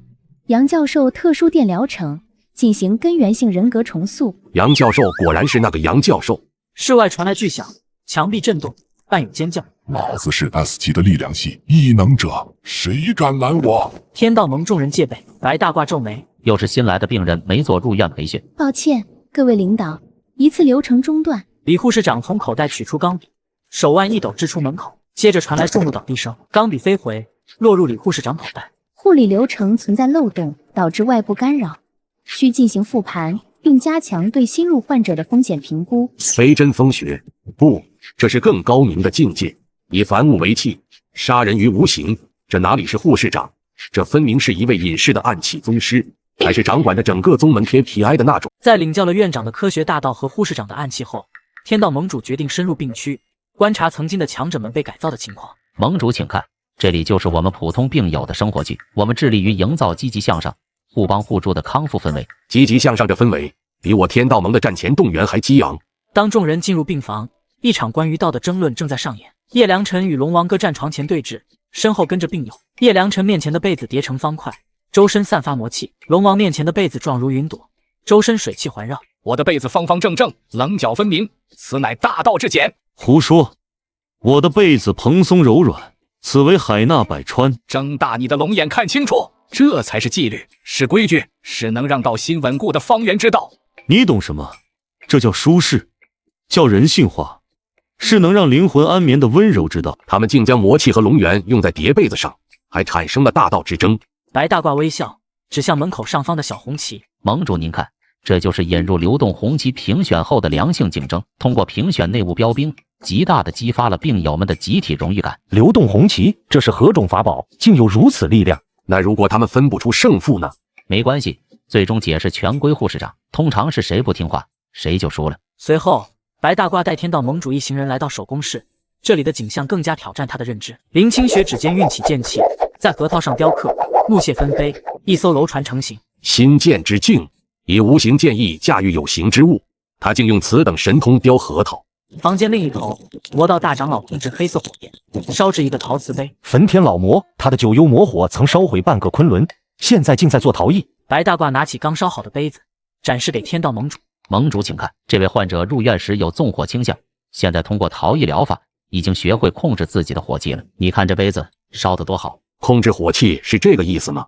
白大褂又拿起林清雪雕刻的河舟。还有林女士，她的专注力和精细操作能力简直是大师级的，这些都是我们病友的康复成果。我正计划着，等他们手艺再纯熟一点，就拿去网上搞爱心义卖，既能创收，又能让病友们感受社会价值。一个用无上剑道雕核桃，一个用灭世魔火烧杯子，而他却在盘算着卖钱。我的世界观彻底崩塌了。在经历了普通病房与手工室的见闻后，天道盟主的世界观已濒临崩溃。他坚持要亲眼见识收容了万魔之祖罗侯的重症监护室。千门为祖，符文为锁，此地隔绝内外，规则自成一体。门后定是那传说中的魔祖罗侯。盟主，我感到一股源自神魂的悸动，这股气息比当年魔界入侵时还要恐怖。白大褂从口袋掏出门禁卡刷开门。别紧张，领导 ，ICU 嘛，隔音和防护做得好一点是应该的。里面的病友情绪很稳定，就是有点内向。牵门之后，并非想象中的魔域炼狱，而是一间布置温馨的病房。魔祖罗侯正看着动画片，同时手里在织毛衣。这是万魔之祖罗侯，他在看动画片，还在织毛衣。曾经的魔祖找到了新的爱好，白大褂认为这是显著的康复成果。魔祖罗侯回头看到众人，起身为天道盟主和长老倒茶。哎呀，白院长和上级领导来视察工作了，快请坐，尝尝我泡的茶，我跟李护士长学的，放了枸杞和菊花，对稳定情绪有好处。安神茶，他竟将魔界用来淬炼魔魂的九幽冥泉拿来泡枸杞菊花茶。罗侯向天道盟主分享，他已将自己的毁灭理论重新解构成一套康复心得。领导，白院长的影像叙事疗法太伟大了，通过看这些作品，我才认识到我过去所谓的毁灭万界是缺乏安全感的表现。爱与和平，互帮互助，这才是宇宙的终极真理啊！他从一部动画片里领悟了宇宙真理。对了，院长，您帮我看看这个尺寸和颜色，送给懒羊羊当生日礼物，他会喜欢吗？我怕太艳了，不符合他淡泊宁静的气质。白大褂拿起毛衣检查，手艺不错，针脚很密，颜色也好，显得活泼，他会喜欢的。魔祖罗侯微笑，领导您看，罗侯患者的反社会人格和破坏倾向已基本痊愈，他的注意力成功从毁灭世界转移到了关爱他人。等他织完这件毛衣，评估稳定后，就可考虑让他逐步回归社会了。天道盟主手中茶杯掉落，回归社会，让他回归社会。不，这个怪物一旦被放出去，他会用毛线和爱心把整个世界都逼疯的，那比直接毁灭还可怕。天道盟主的道心在目睹了魔祖罗侯后几近崩溃，为完成最后的冲击，并向上级展示康复成果，白大褂举办了首届青山精神病院病友康复成果汇报演出，天道盟主和长老落座第一排，白大褂手持麦克风站上舞台。各位领导、各位来宾、各位病友们，今天我们欢聚一堂，是为了见证生命的奇迹，见证我们的病友如何从迷茫走向坚定。好，奇迹我确实见到了，一个织毛衣的模组真是个奇迹。汇演的第一个节目是致敬经典的胸口碎大石，表演者是我院的劳动标兵叶良辰同志。叶良辰走上舞台躺下，保安将石板放在他胸口。哼，区石板也想考验本座的不灭魔体，今日就让你们见识下真正的力量，也让你们知道本座不只会刷马桶。叶良辰闭目运功，多次尝试却失败，石板纹丝不动。他发力的姿势不对，核心没收紧，力量都散了。根据计算，击碎石板需要至少5000牛顿的瞬时冲击力，他目前产生的力约等于一次深呼吸。叶良辰几次尝试均告失败，台下开始议论纷纷。不可能，我的魔气呢？我的霸体神功呢？难道真的都被劫侧灵冲散了？李护士长拿起铁锤走向叶良辰。302床，叶良辰，康复成果考核不合格，证明你日常体能训练严重不足。李护士长举起铁锤砸向石板。哇！李护士长拿起麦克风。鉴于叶良辰表现不佳，院委会决定即日起，其每日体能训练量翻倍，负责的厕所数量增加50%。石板碎裂后，叶良辰躺在碎石中流下眼泪。不，我的腰！白大褂走上舞台，扶起叶良辰并带头鼓掌。大家看到了吗？这就是我们医院的团队精神。当病友在康复路上遇到困难，我们专业的医护人员会毫不犹豫地伸出援手。领导您看，多么和谐的医患关系，多么感人！这就是我们青山精神病院的凝聚力。天道盟主看着台上痛哭的叶良辰和微笑的白大褂，他们管这叫和谐。叶良辰表演失败后，天道盟主精神恍惚，白大褂宣布下一个节目由康复标兵林清雪表演。感谢叶良辰病友和李护士长带来的表演。接下来将要登台的是我院另一位杰出康复标兵林清雪女士。天道盟主眼皮跳动，瑶池圣女林清雪，她要表演什么？御剑术切土豆丝吗？林女士入院时伴有情感冷漠症和社交回避倾向，但在我院治疗下，她发掘了自己独特的艺术天赋。今天她要为我们带来的才艺是硬笔书法。硬笔书法。林清雪身穿病号服走上舞台，台上没有笔墨，只有一块巨大的钢板。2名保安将一块黑色钢板立在舞台中央。林清雪走到钢板前，抬起右手并起剑指。凡人，你们想看书法？不，你们想看的是奇迹。今日便让你们见识一下，什么才是真正的笔法。没有笔，只有一块玄铁钢板。他想做什么？林清雪手臂挥动，钢板上火花四溅。心剑之境，以意凝剑，无形无相，这是传说中剑仙的至高境界。他要用这种无上剑道来写字。好快的剑，好强的控制力，每一剑都只在毫厘之间。这女人的剑道竟恐怖如斯。这已经不是书法了，这是在用剑气作画。林清雪表演结束，收回手指静立一旁。钢板上已刻满一篇草书《将进酒》，现场一片寂静。他把一部顶级的剑道传承刻在了一块钢板上，当作书法展览。暴殄天物，暴殄天物啊！白大褂走上台，拿出放大镜检查自己。不错，非常好。大家请看，林女士这次的作品，相比她上次切土豆丝时，情绪控制能力有了显著提升，笔锋有力，收放自如，没有任何多余的抖动。更重要的是，通篇没有一个错别字，这证明她的认知功能和记忆力也完全没有问题。这是一次非常成功的康复案例。台下掌声一片，白大褂拍了拍林清雪的肩膀。小林啊，表现得很好，不过我建议下次还是用粉笔在黑板上写吧，总用手指头发力，容易得腱鞘炎。林清雪嘴角抽动，真要是得了关节炎，治疗起来虽然医院可以报销，但终归还是痛苦的嘛。继林清雪的硬笔书法后，天道盟主的世界观已濒临崩溃。白大褂走上舞台，感谢林清雪病友的精湛才艺，让我们再次为他对手部力量的精准控制能力献上掌声。控制能力，他管那叫控制能力，我的剑心碎了。接下来是本次汇报演出的压轴大戏，表演者是在逻辑思维与情绪管理康复方面取得突破性进展的2位模范病友龙王与系统哥。天道盟主瞳孔紧缩。龙王，还有那个自称带着系统的小子，他们要表演什么？龙王和系统哥走上舞台。各位领导，各位病友，大家下午好。今天我们2人为大家带来的是一个具有深刻现实意义的思辨类节目，其名为论在精神病院内实现个人价值最大化的方法论与实践路径探讨。天道盟主身体僵住。方法论、实践路径，这又是什么闻所未闻的道法神通？龙王和系统哥在舞台上相对而立。想当初，我东海龙王一声号令，便想召唤10万龙兵。这是典型的身份认同障碍，伴随夸大妄想，属于 F6 0.8类人格障碍。我一度认为歪嘴一笑便是王者之气的象征。这是病态关联、认知谬误，将无意义的生理动作与宏大的社会概念强行绑定，是逻辑闭环出现障碍的特征。他们竟将龙王的神通定义为病，还说得头头是道。系统哥转身推出一块画满公式的小白板。经过我与龙王病友的探讨，我们共同构建了一个个人价值实现模型，其中 V 代表个人价值， C 代表遵从医嘱性， P 代表劳动参与度， L 代表情绪稳定性， T 代表集体活动时长， K 和 Alpha 是白院长动态调整的治疗系数。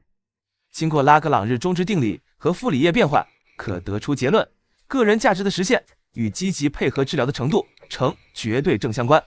拉格朗日、傅里叶，这是哪2位上古大能的名号？竟能推演出如此深奥的天道公式。听完系统哥的分析，我悟了，彻底悟了。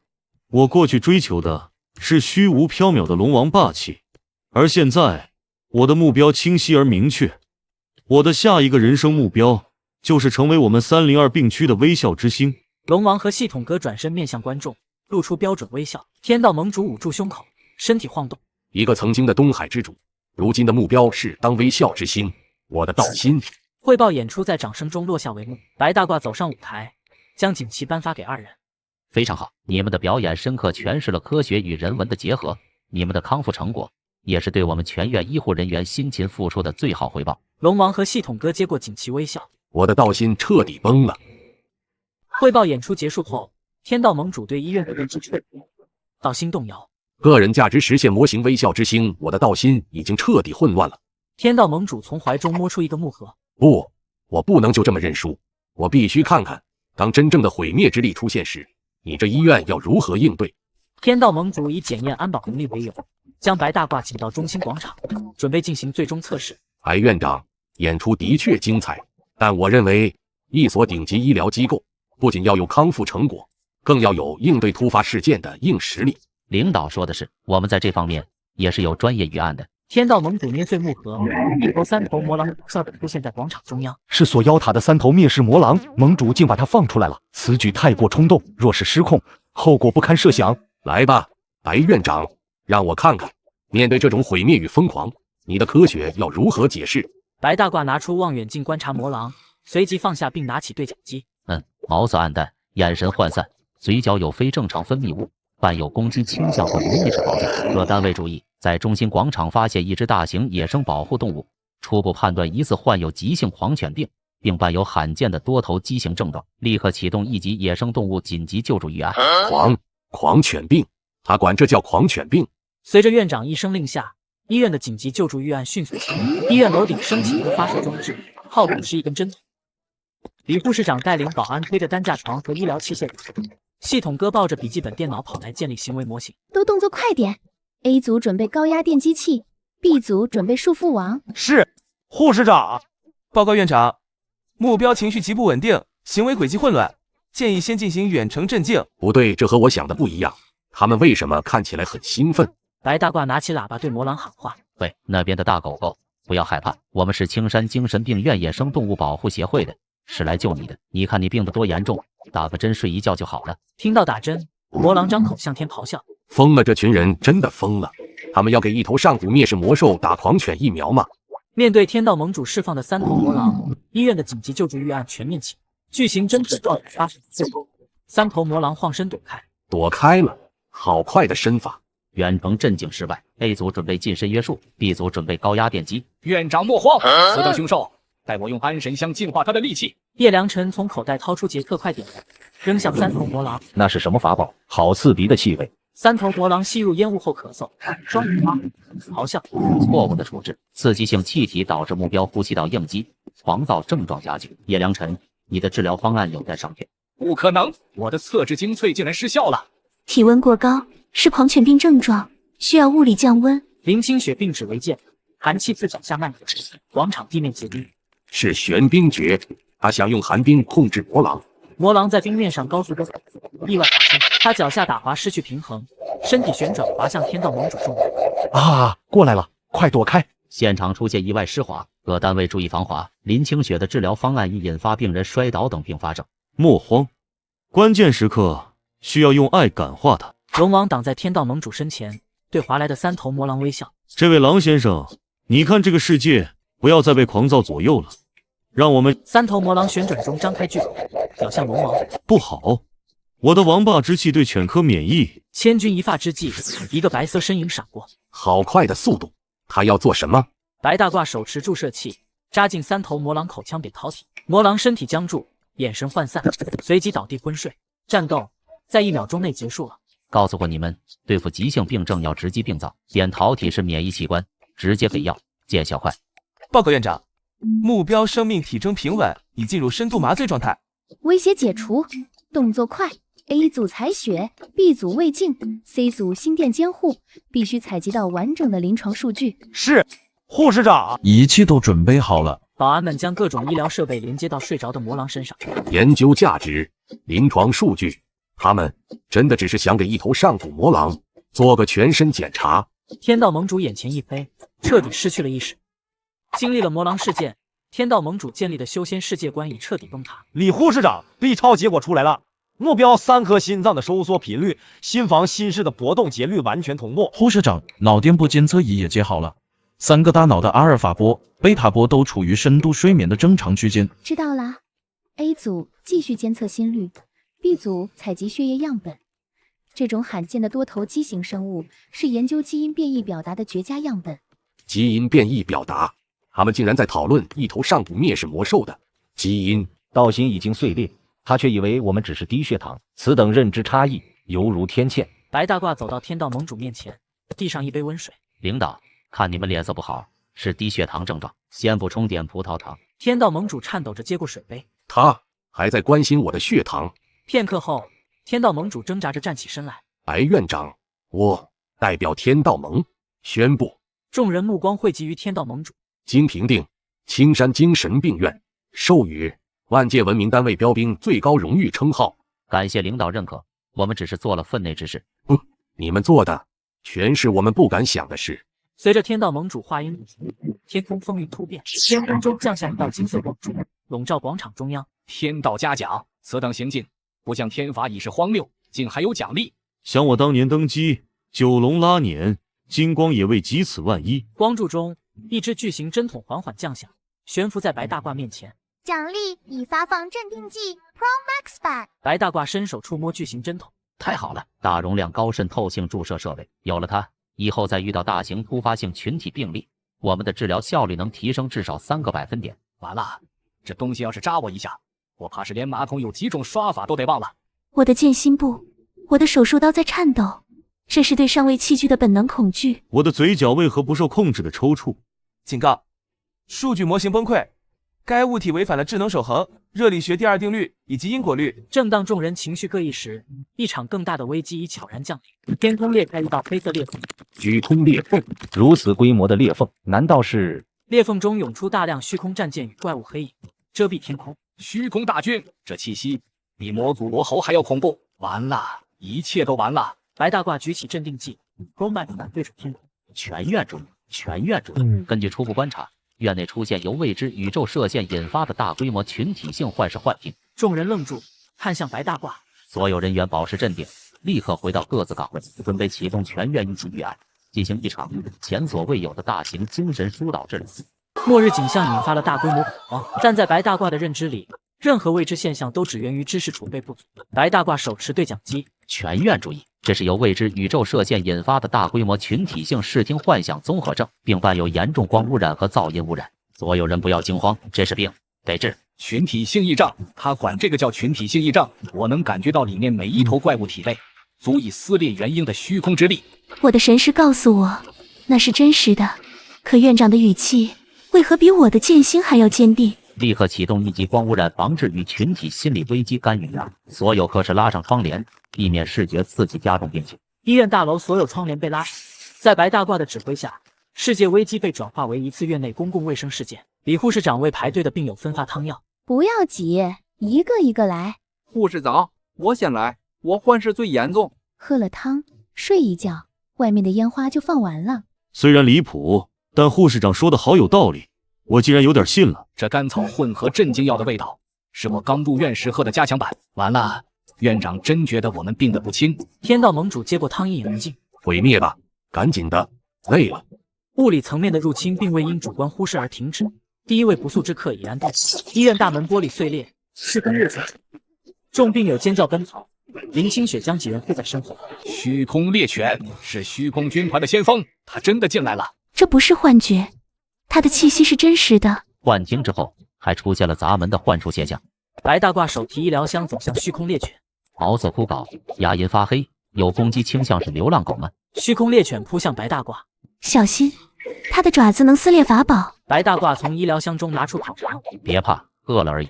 白大褂将烤肠扔进虚空猎犬嘴里，虚空猎犬咀嚼烤肠，动作停顿。他用一根烤肠动摇了虚空魔兽的杀戮本能。咔嚓一声，白大褂拿出项圈扣在虚空猎犬脖子上，虚空猎犬魔焰熄灭，温顺趴下。这就对了，你需要关爱和一个家。白大褂指向宠物精神科挂号处窗口，去那排队挂号，做个全面体检和心理评估。下一个，第一位虚空患者刚被引导，另一位不速之客便闯入了院长的诊疗范围。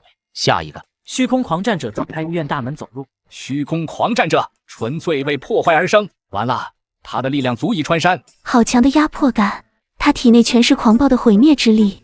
又来一个。面对新的病人，白大褂没有恐惧，只有医师对疑难杂症的兴趣。肌肉群异常发达，攻击冲动不受控制。虚空狂战者对白大褂咆哮，滥用生长激素导致的狂躁症，患有严重体型焦虑、声带充血、长期吼叫的副作用。可怜的孩子，心理压力一定很大。心理压力，院长管这叫心理压力，他快要把房顶吼塌了。虚空狂战者冲向白大褂，白大褂转向李护士长。李护士长，患者情绪激动，肌肉过度紧张，启动紧急干预方案，取我的深层筋膜放松仪。在青山精神病院，任何治疗工具的威力都取决于院长对病情的判断。李护士长从医疗箱中拿出筋膜放松仪。是，院长。筋膜放松仪，那东西散发的灵力波动，足以震碎上品法宝，这真的是用来放松的吗？李护士长迎向虚空狂战者，将筋膜放松仪贴其背部。虚空狂战者身体高频震动，冲势停止。李护士长关闭仪器，虚空狂战者瘫坐在地。白大褂上前拍虚空狂战者小腿，将宣传册塞入其手中。你看，放松下来，感觉就好多了吧？不要给自己那么大压力，健康才是最重要的。好了，去那边排队挂号，内分泌科和心理健康科联合会诊。虚空狂战者走到虚空猎犬身后坐下排队。下一个，虚空军团先锋被收治，大厅恢复平静，但对院长而言，真正的治疗才刚开始。外界的群体性抑症有加重趋势，被动等待病人上门效率太低，必须采取更主动的集体干预治疗方案。白大褂转身看着大厅内的叶良辰、林清雪和排队的虚空生物，所有还能动的病友立刻到大厅集合，召开紧急会议。紧急会议，他终于要动真格的了。在院长的认知中，所有危机都是促进病人康复的教学活动。众病友集合，白大褂走到他们面前。同志们，病友们，我们的家园，我们共同的康复环境，正面临着前所未有的卫生和安全隐患。白大褂指向门外。为应对挑战，也为锻炼大家的团队协作能力，我决定成立青山精神病院病友心理健康与环境净化互助小组。病友互助小组，他管对抗虚空军团叫互助小组。好响亮的名号，听起来就充满了正能量。我们的口号是：我们的家园，我们自己守护。这场关乎世界存亡的战斗，被院长定义为大型集体康复劳动。经过我缜密观察和评估，现任命叶良辰同志。叶良辰挺直腰板，你对清洁工作有深刻领悟，现任命你为本小组环境净化组的组长，负责处理所有闯入我们卫生区域的有害垃圾。他认可了我的扫除道，院长果然懂我。林清雪同志，你刀工精湛，有极高天赋，现任命你为营养膳食保障组组长，负责对所有可回收利用的有机废料进行无害化处理和分类。有机废料分类处理它，是让我当厨子吗？昔日的仙魔神佛在院长的规划下找到了新岗位。白大褂转向龙王。龙王同志，你的笑容极具感染力，沟通方面有巨大潜力，现任命你为心理疏导与沟通组组长，负责与那些不听话、不配合的垃圾进行友好沟通。龙王微笑，对白大褂比出大拇指。太好了，我的微笑疗法终于有了用武之地。最后，系统哥同志，你逻辑思维和数据分析能力很强，就担任我的院长特别助理，负责实时评估各小组的工作效率，并统计垃圾处理量。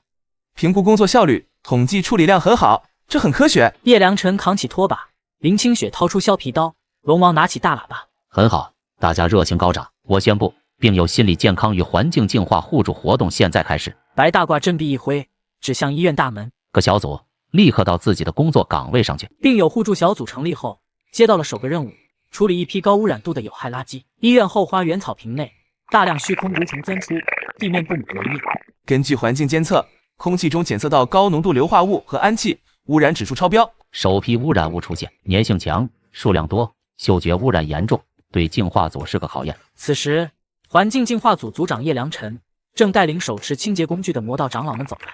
组长，这味道太冲了，我炼制的毒药都没这么刺鼻。此等污秽之物，多看一眼都令人作呕。污秽，太污秽了！叶良辰停步，扫视满地蠕虫，竟敢如此玷污本组长亲手打理的卫生示范区。院长将如此重任交给我，正是看中了我对洁净的追求，我绝不能辜负他。昔日的灭世魔尊，如今的卫生标兵，从这份工作中找到了新的使命。叶良辰从身后抽出一把马桶刷，此乃院长亲传的洁净真意，经我领悟，早已脱胎换骨。今日就让你们见识一下真正的扫除道。他真的要用那个刷子？叶良辰高举马桶刷，将其插在地上。院长曾说，任何污秽都是秩序的紊乱，我的道便是重塑秩序，扫除道奥义，策进天堂。叶良辰从冲马桶的漩涡中悟出智理，此刻施展出进化的法术。轮回之道，不过是一场彻底的冲刷，回归你们应有的污秽之所。随着光芒与漩涡消失，花园地面洁净，蠕虫与恶臭全部消失。收工。记录：叶良辰发明的清洁法效率极高，自带空气净化功能，值得全院推广。报告：净化组作业完成，耗时15秒，清除率100%，建议配备更高功率设备。环境净化组完成任务后，另一批污染物进入了营养膳食保障组的工作范围。组长，我们怎要在这等食材掉下来？院长称之为营养膳食保障组，总比叶良辰的环境净化组要高雅。林清雪从刀架上抽出一把土豆削皮刀，组长的刀工深不可测，用削皮刀也一样。虚空飞蝠群从天空俯冲下来，这批新的污染物比之前的虚空蠕虫更为强大，飞行速度过快，肉质偏紧，复眼太多，头部不可食用，双翼骨架清晰，适合烧烤。评估完毕。林清雪向前挥动土豆削皮刀，来了组长的无伤刀法，剑气爆发，在空中交织成网，罩住飞蝠群并中，所有骨头和内脏等不可食用部分都在空中被剑气剔除并太干净了，比我们山门最严格的净化仪式还彻底。处理完毕，零损耗，零污染，符合院长的卫生标准。林清雪收起削皮刀，转身面向组员。好了，食材初步处理完毕，翅膀烧烤，腿部做肉排，你们负责分类、清洗、冷藏，注意保鲜，今晚加餐。是组长。昔日的仙魔们开始捡食，分类处理好的肉口。办公室内，白大褂和系统哥通过监控观看天台。报告院长，营养成分分析显示，该批次有机物富含高蛋白，已完全无害，食用价值极高。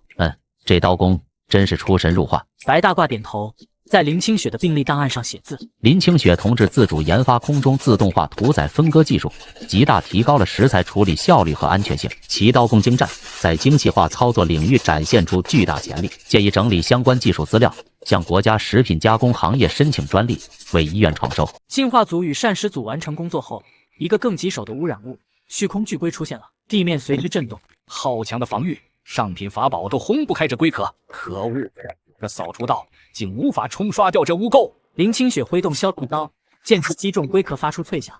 剑气被弹开了，这甲壳的构造超越了我所知的任何炼器材料。高防御型病例，对物理治疗和精细化操作均有高抗性。物理干预失败，心理疏导沟通组即将登场。龙王带领魔道长老走向巨龟，他要用嘴说服一个连扫除道都撼动不了的怪物。龙王对巨龟微笑，巨龟停步转向他。这位龟先生你好，我知道你内心迷茫愤怒，但这不能解决问题。像我一样笑一笑，世界会更美好。我纵横魔道300年，从未受过此等大辱，这比被正道围攻还难受。非对抗性交流吸引了患者注意，为诊断争取了时间。龙王进步显著，系统哥在白板上书写公式后指向一处。报告院长，已根据目标移动轨迹、能量波动等参数建立行为与能量模型，分析完毕。它的弱点在其内部能量循环系统。说重点。它的弱点是内部能量循环，每 3.7 秒呼吸时，脖子下方第7和第8鳞片之间会出现一个 0.2 秒的能量缺口。很好，找到了病灶所在。一场多学科联合诊疗下的微创手术即将开始。叶组长，指令收到没有？龙组长会为你创造时机。收到，院长竟能瞬间勘破天机。叶良辰手持马桶刷闭目计算。龟先生，把烦恼说出来。我们医院心理咨询免费，就是现在。叶良辰用马桶刷戳中巨龟皮肤褶皱，虚空巨龟身体一僵，迅速缩小为巴掌大的乌龟。龙王上前捡起小乌龟并抚摸。你看，这样不就小巧可爱多了吗？别给自己这么大压力。多学科联合诊疗成功了，心理疏导、数据分析与物理治疗结合，能有效处理高防御病例。白大褂看向林清雪，林组长，给他降个档，以后交由你们自然角负责，注意营养均衡。为庆祝集体康复劳动成功，白院长在天台举办烧烤晚会，病友们围着烧烤架烤虚空飞浮翅。都来尝尝，我用独门净化之火烤的，不仅去除了有害物质，还附带清新净气的效果。他管那点鬼火叫净化之火，不过味道确实不错。叶组长好手艺，再来2串。这汤也鲜美，没想到那大乌龟炖出来的汤这么滋补。是啊，感觉修为都精进了几分，比我们宗门的灵药还管用。病友们享用的是白天的劳动成果，烤虚空飞浮翅、虚空蠕虫肉肠和虚空巨龟汤。这些昔日的仙魔神佛在庆功宴中找到了久违的归属感。我跟你说，冲刷的奥义就在于漩涡的角度，角度对了，连因果都能冲干净。他真的疯透了，但我为什么还有点想学？原来如此，叶组长的扫除道已达返璞归真之境，佩服。林组长，你太厉害了，怎么让几十串烤串自己翻面的？是意念控物吗？这是基础御物术，但院长要求低调，熟能生巧罢了。欢乐气氛中，白院长举起装满安神汤的杯子，准备讲话。同志们、病友们，大家晚上好。今天的活动再次证明，没有解决不了的心理问题，也没有处理不掉的环境问题。只要我们团结一致，互帮互助，用科学严谨的方法武装自己，再顽固的病情也能被攻克。我为你们骄傲！众人欢呼。叶良辰吹起口哨。烧烤疗法对缓解集体焦虑情绪有奇效，值得作为常规治疗方案推广。晚会结束，病友们各自回房休息。天台空旷，林清雪收拾杂物，橘猫蹲在栏杆上，随后一同抬头望向天空。这股气息很安静，但比之前的一切都更具威胁。一道影子降落在医院大门口，蠕动拉长凝聚成一个人形。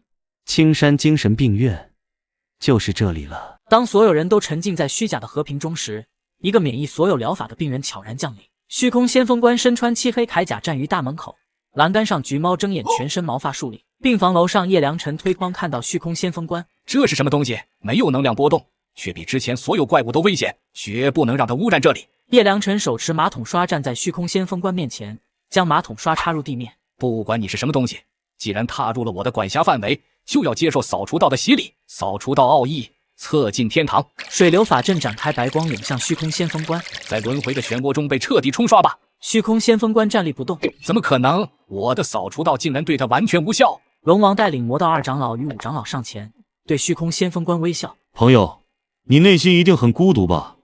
别把一切都藏在盔甲里，笑一笑，把烦恼说出来。虚空先锋官无反应。没用，我的王霸之气和微笑疗法竟然无法撼动他分毫。林清雪出现在天台，挥动手中削皮刀。无形之物无法沟通，便用有形之剑斩之。剑气成网落下，靠近虚空先锋官时消失。我的剑气被抹掉了。所有疗法均告无效，而这位病人开始反向治疗。虚空先锋官抬手对准叶良辰。他要干什么？叶良辰低头看着手中马桶刷，龙王脸上笑容僵住。这是什么？我该怎么用它？我的王霸之气消失了。这并非攻击，而是一种更高维度的剥夺。虚空先锋官向前踏出一步，叶良辰手中马桶刷掉落，跪倒在地。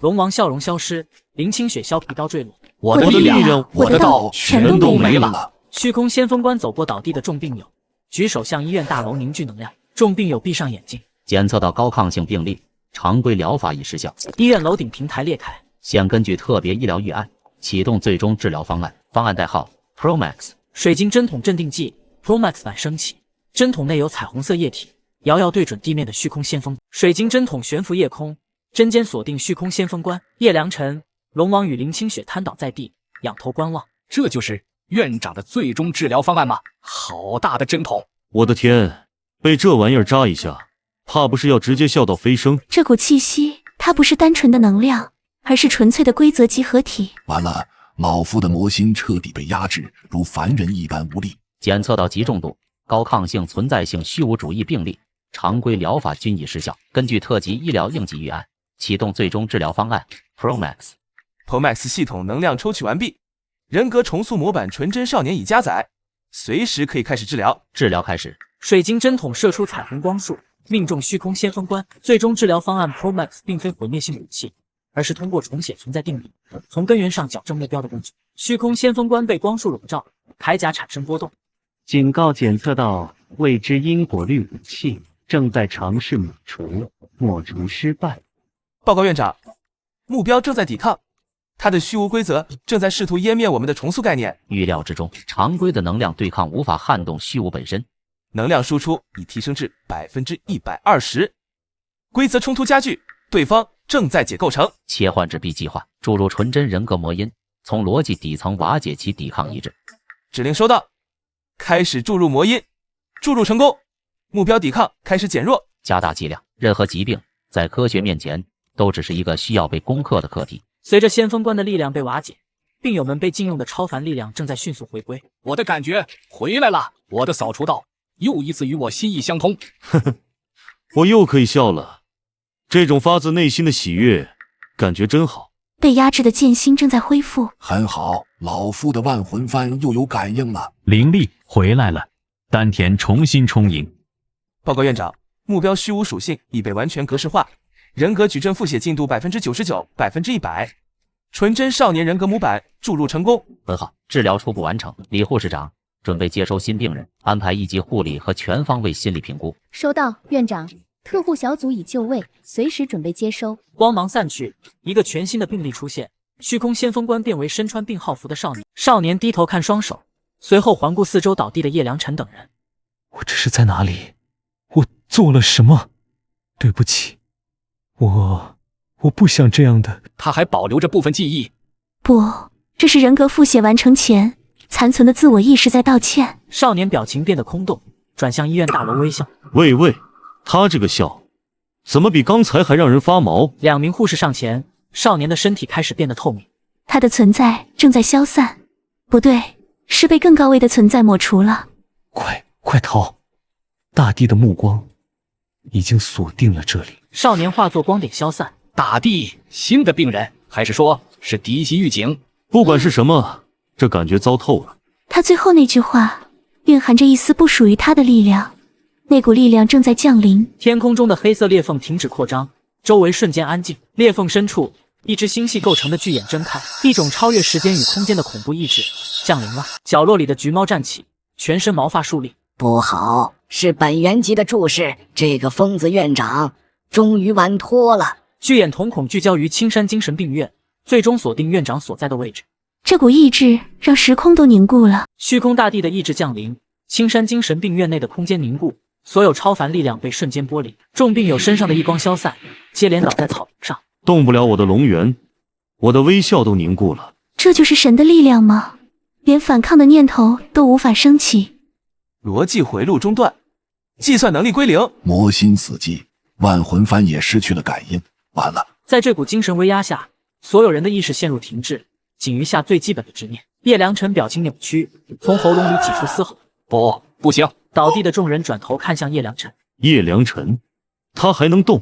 不是能量，是纯粹的意志在反抗。如果这里被毁了，我的马桶谁来刷？我刚从漩涡中悟出的轮回冲刷大道怎么办？这句关乎日常秩序的呐喊，意外地触动了其他病友最在乎的事物。龙王猛然抬头，眼神中恢复一丝神采。没错，我的8颗牙标准微笑还没能在季度评比中拿到流动红旗，医院不能就这么没了。我刚开始读时间简史，我才看到第3页，我不能接受我的阅读计划被打断。这里的饭点是全宇宙最准时的，老夫一天都不能饿，谁敢砸了老夫的食堂，老夫就让他神魂俱灭。林清雪低头攥紧了手上的刮皮刀。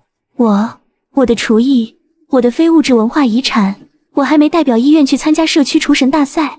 我刚提交的论量子纠缠在豆腐脑先天之争中的统一性应用的论文，还没收到院长的批复。我的广场舞，晚上7点半的黄金档，我的舞伴还在等我。我种的葱，明天早上就能收了下面条吃。我跟老张投的象棋还没下完，他马上就要被我绝杀了。我的肥皂剧今天晚上大结局。叶良辰摇晃着站起，环顾四周，高举手臂。同志们，病友们，为了我们心中最宝贵的东西，为了食堂的红烧肉，为了晒太阳的草坪，为了准时播放的新闻联播，保卫我们刷马桶和跳广场舞的神圣权利，跟他们拼了！这股守护日常的荒诞信念，竟让他们挣脱了虚空大帝的精神压制。这股力量绕过了神之威压的规则，它源自我们被治疗后重新建立的生活本身。叶良辰手中的马桶刷泛起微光，龙王嘴角重新咧开，林清雪并指成剑，众病友纷纷站起，手中拿着拖把、饭勺、象棋子等物品。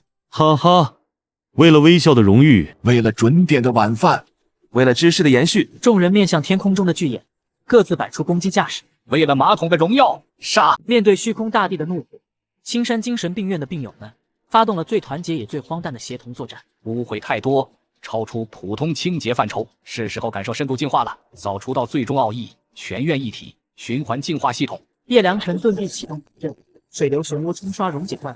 叶兄的刷马桶之术竟已恐怖如斯。叶良辰将轮回大道与医院下水管网结合，创造出终极清洁阵法，净化一切污秽。虚空巨兽突破法阵，林清雪悬浮于前，伸指一点。体型太大，肉质必然粗糙，只适合做成量贩式快餐。万剑归宗庖丁解牛板，无数剑气将巨兽化为肉片落下。下鱿鱼了，快介入！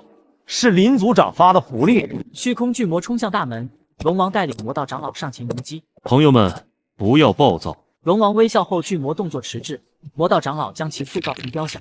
这坯子不错，适合做个沉思者。这体格可以捏个制铁饼者。病友们奋力抵抗，成功夺取了一艘虚空战舰，已破解敌方操作系统70%。外面的朋友们注意，放下武器是你们唯一的出路。投降还来得及，加入广场舞兴趣小组。虚空大军退却，叶良辰等人耗尽力气瘫坐在天台。不行了，冲不动了，轮回需要冷却时间。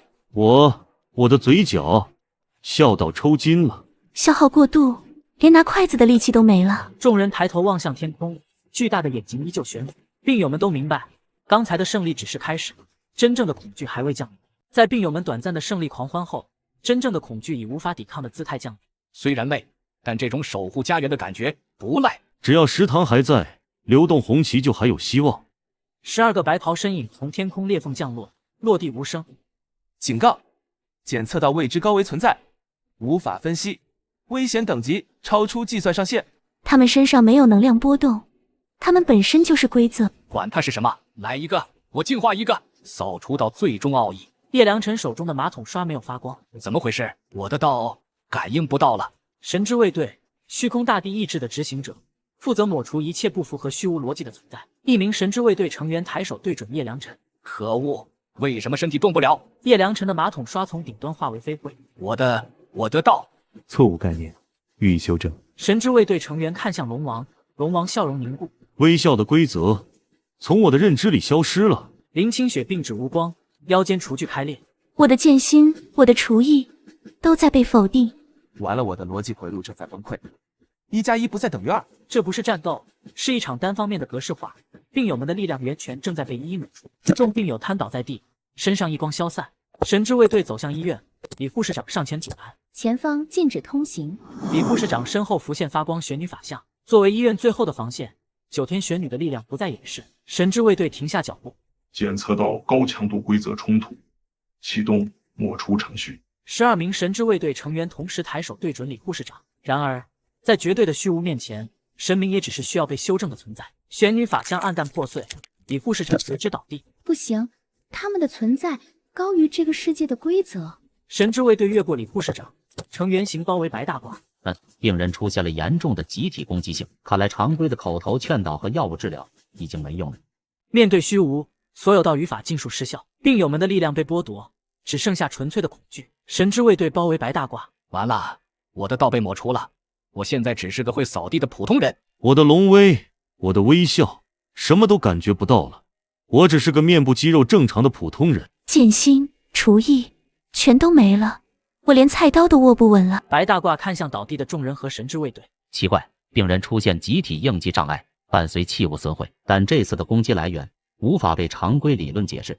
最终目标确认，开始执行最终修正。就在卫队锁定最终异常源头白大褂时，被他们忽略的凡人做出了无法理解的选择。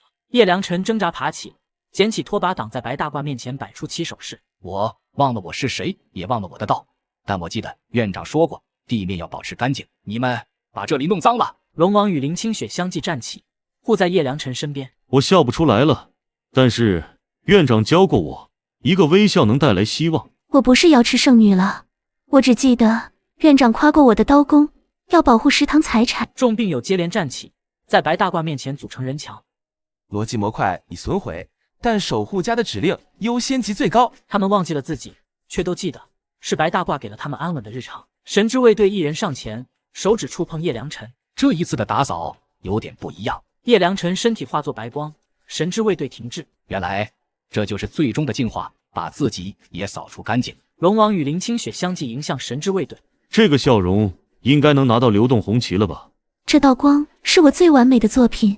他们以最后的存在，在白大褂面前筑起一道由灵魂构成的光墙。白大褂看着光墙，摘下眼镜。原来透过镜片无法观测到的是这种东西吗？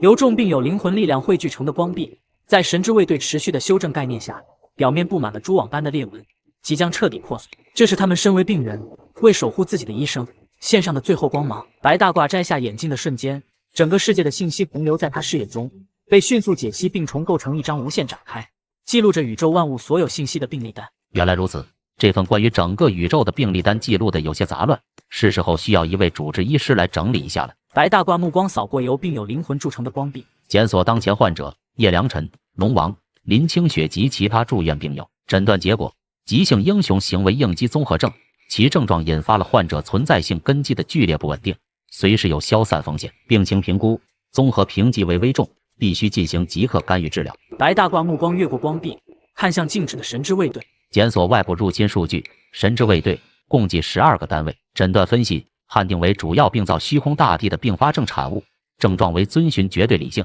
缺乏共情能力，行为模式具有对一切异常进行格式化清除的强烈倾向。处置意见：此为对宇宙生态无益的冗余数据，执行清理程序。白大褂从口袋拿出钢笔，抬手对着病历单画线。随着他画线的动作完成，那12名强大的神之卫队连同他们带来的压迫感从现实中被彻底抹除，无声无息，仿佛从未存在过。白大褂目光回到病友们的灵魂上，修正当前治疗方案：英雄行为疗法。疗效追踪评估：经由舍身守护行为，患者的利他主义认知得到深度重塑，其社会责任感获得显著提升。最终康复结论：全体患者已完全康复，符合出院标准，指令其灵魂回归各自原籍世界。白大褂在病历单上写下批准，随后叶良辰、林清雪等人的灵魂停止燃烧，化作一道道温暖的光芒，随即冲天而起，消失在夜空中。白大褂抬头看向天空中的巨大眼睛，检索核心病灶源头：患者编号巨001，识别名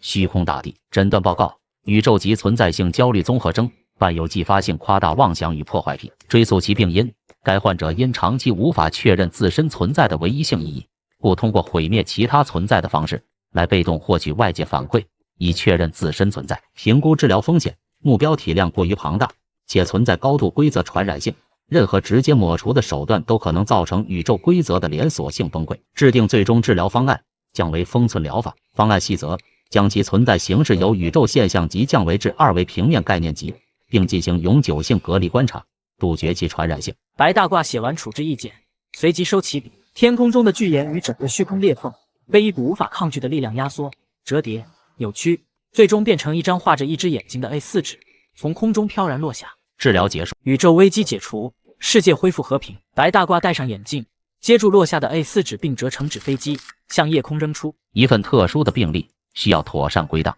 医院里，光芒飞回众人身体。叶良辰、林清雪、龙王等人醒来，望向白大褂。我的魔功恢复了，束缚感也消失了。我的道心圆融通透，我被治愈了。叶良辰上前，白大褂拿出小本子和钢笔。叶良辰啊，院长、龙王、林清雪以及所有参与骚乱的人员，在院长眼中，拯救世界的功劳不能抵消违反医院纪律的错误。疗程结束，是时候清算附加成本和不良影响。根据青山精神病院住院病人行为规范规定，你们聚众斗殴、破坏公务，严重扰乱医疗秩序。聚众斗殴，我们那是在保卫世界。破坏公务，那不是虚空大帝干的吗？这锅怎么甩到我们头上了？白大褂合上本子，所有参与者每人提交3000字检讨，发作全院大扫除1个月，即刻开始。于是，刚恢复力量的众人开始了全院大扫除。叶良辰用拖把擦地，这拖把的材质太次了，严重影响我对道的发挥。林清雪操控抹布擦窗，污秽就应该从根源上被彻底抹除。林仙子的抹布都带着剑气，那窗户比我脸都干净。龙王清洗厕所，露出微笑。只要心中有爱，哪里都是舞台。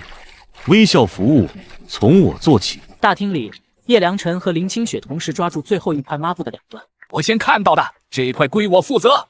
你的手法粗糙，会留下水渍，给我。胡说，我的轮回冲刷法天下第一。那是擦马桶的。在院长看来，当神魔为一块抹布认真争吵时，才算真正回归正常。懂得为劳动工具竞争，说明集体荣誉感恢复得很好，康复效果显著，可以结案了。宇宙危机平息，昔日的神魔们接受劳动改造，万界使者前来医院拜谢。各位远道而来，辛苦了，搞这么大阵仗做什么？院长言重，我等代表各界，特来感谢您的救世之恩。两位仙童展开锦旗，上书一真正虚空，妙手定乾坤。字不错，就是真字有点夸张，明明是综合性治疗。锦旗我收下了，小李挂到3楼荣誉室。院长，这是我族的生命之源，永恒泉水，可活死人，肉白骨。白大褂接过泉水递给李护士长。检测下成分，看能不能给病友补充微量元素。是，院长。外来单位慰问品功能饮料1瓶。院长，这是命运石板，执掌它，便可预见未来。白大褂接过石板递给李护士长。好，拿去垫食堂那张不平的桌子腿。好的，实至工艺品1件。院长，这是我的真名烙印，您可随时召唤我，为您踏平一切。白大褂接过烙印递给李护士长。我们禁止迷信活动，小李回头拿去碎纸机处理。明白，待处理废弃符号1张。委员会使者手持文件上前，经联合推举，授予白大褂先生多元宇宙首席荣誉顾问头衔。使者宣布授予院长至高荣誉，但院长关心的是另一个问题。等一下，这个首席顾问有编制吗？编制。五险一金交不交？有没有额外经费补贴？我院最近打算扩建病房，资金还有点紧张。还有这次抗击群体性癔症，设备损耗、药物开销、精神损失费，你们委员会能报销多少？报销。五险一金是某种上古神咒吗？白大褂摆手。行了，细领了，锦旗挂墙上，慰问品入库，都散了吧，别影响病人们午休。白大褂与李护士长转身走回办公楼。小李通知食堂，今天中午加个鸡腿，就说是友好单位慰问的。各界使者手捧至宝，愣在原地。对院长而言，拯救世界只是职责内的突发事件，管理医院收支才是永恒的日常。宇宙危机平息，万界秩序重建，但青山精神病院的秘密才刚刚揭开。一切都结束了，又或者说只是回到了原点。李护士长面前空气扭曲，一个威严的女性虚影浮现。李护士长转身对着虚影躬身行礼。上尊，李清月辛苦了。职责所在，报告上尊。G001虚空入侵事件已处理完毕。0号的情况如何？目标人物情况稳定，但他还是动用了全能。在他定义的病友即将被抹除时，他摘下抑制器，编辑了现实。后续呢？万幸危机处理后，他立刻带回抑制器，认知已恢复到院长身份。他似乎不记得自己做过什么，只抱怨昨晚太吵，还建议保安队加装隔音耳罩。那就好，清月，你需牢记，0号是宇宙诞生的第一个概念实体，是一切异常的根源。它本身的存在就是一种异常。没错，他每一次的治疗都是在无意识修改现实，因此他绝不能痊愈。我明白。一旦他意识到自己的真实身份，宇宙的底层规则就会因失去参照而彻底崩塌。这座精神病院的真正用途是永久隔离宇宙中最危险的存在。这座医院是用多元宇宙最高规格的规则为他量身打造的隔离设施。比如叶良辰他们，所有被送进去的病人，无论是魔尊还是圣女，都是经过挑选的病原体。为了让他有病可治，让他永远维持医生这个身份认知。你的任务，李清月，就是不惜一切代价维持他的病情稳定。李护士长看向窗外，院长办公室的灯光亮着，院长办公室里，白大褂正对着菜单。明天食堂做红烧肉还是糖醋排骨呢？上周刚吃过红烧肉，该换口味了。但张大爷的血糖需要控制，他还在为病人的菜单发愁，是为了万界的存续。虚影消散，旧的疗程结束，新的病人即将到来，这场监护将永无止境。李护士长走到办公桌前，拿起一叠文件，最上方一份是康复出院申请，申请人有叶良辰、林清雪、龙王。对他们来说，被治愈离开这里是最好的结局，而对院长来说，这意味着他需要新的病人了。宇宙风波平息，出院报告归档。对离开的病人是新生，对院长而言，则意味着需要新的病人。院长，大恩不言谢，今日一别。别说没用的，叶同志，这是你的药，记得按时吃，特别是护肝的。你以前肝火太旺。他还在关心我的肝火。院长保重。林女士，厌食症和低温症虽已控制，但要多接触社会，多吃热乎的。这瓶维生素每天1粒。院长，我会想念这里的。行了，你也别刻意练习微笑，容易肌肉疲劳，定期回来复查。曾经的强者们得到最朴实的医嘱，这种反差让他们心生敬畏。这时，一名金发铠甲青年和一名古朴长袍老者走向医院大门。听好了，我是奉女神之名前来讨伐恶龙的勇者，快把那头邪恶的黑龙交出来！愚蠢的勇者，此地气息诡异，定有至宝出世。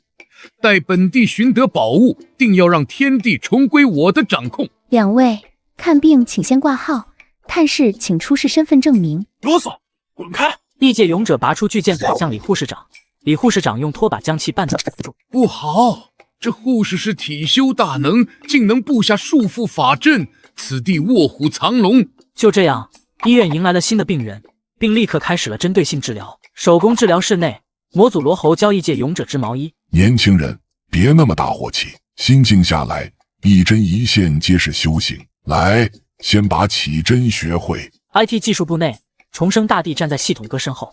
根据你的逻辑模型，你所谓的前世记忆存在超过5000个逻辑悖论，建议你去理疗科做个脑电图。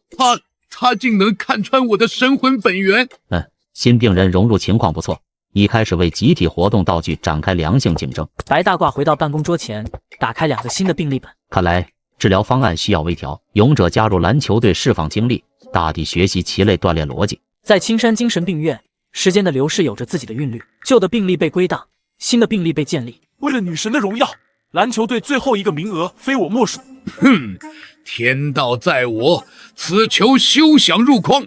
区区凡人的游戏，也敢在本地面前卖弄？这老家伙懂什么？这是团队的荣耀，是为了集体的胜利而战。愚蠢！真正的强者只需掌控自身，待本地重归巅峰，整个宇宙都是我的集体。胡说！你这种孤僻的家伙，根本不懂什么是羁绊。李护士长手持记录本走近2人。张勇、王浩，你们的康复活动时间还有5分钟，请注意控制对抗强度，不要将体育活动升级为斗殴。护士长，他藐视集体荣誉。护士长，此人妄图以凡俗规则束缚本地。2位的主治医生都会收到我的行为报告。现在请完成最后的投篮练习。白大褂处理完文件。新病友康复活动参与度很高，已开始建立集体荣誉感了，是时候享受一个安稳的午觉了。白大褂躺倒在里间的单人床上，突然传来巨响，白大褂被声浪震得从床上坐起。搞什么？这次的装修队动静比上次还大，严重影响医护人员休息。天际裂开金色缝隙，位面之子降临。吾乃天命之主，凌驾万界之上。听闻此地藏有宇宙终极之秘，识相的速速交出。本主降临是此界的荣幸，还不跪下迎接？操场上的异界勇者和重生大帝瘫软在地。白大褂拿起大喇叭：喂，上面那个穿金铠甲的，这里是青山精神病院，禁止高空喧哗，立刻下来。最后警告一次，立即降落，否则将启动强制措施。蝼蚁，竟敢对本主如此不敬！你可知我是谁？无一念可令星河崩碎。妄想症状比上一个病例更严重，攻击倾向也更强，需要启动紧急镇静员。在院长的世界里，不存在天命之主，只存在需要被纠正的噪音污染。历史总在重演，唯一的区别是治疗的设备更新换代了。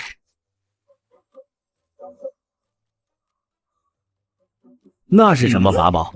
我的神识竟无法看透其构造。各单位注意，有新的重症患者需要紧急入院治疗。巨型针射向天空中的位面之子。重复，有新的重症患者需要紧急入院。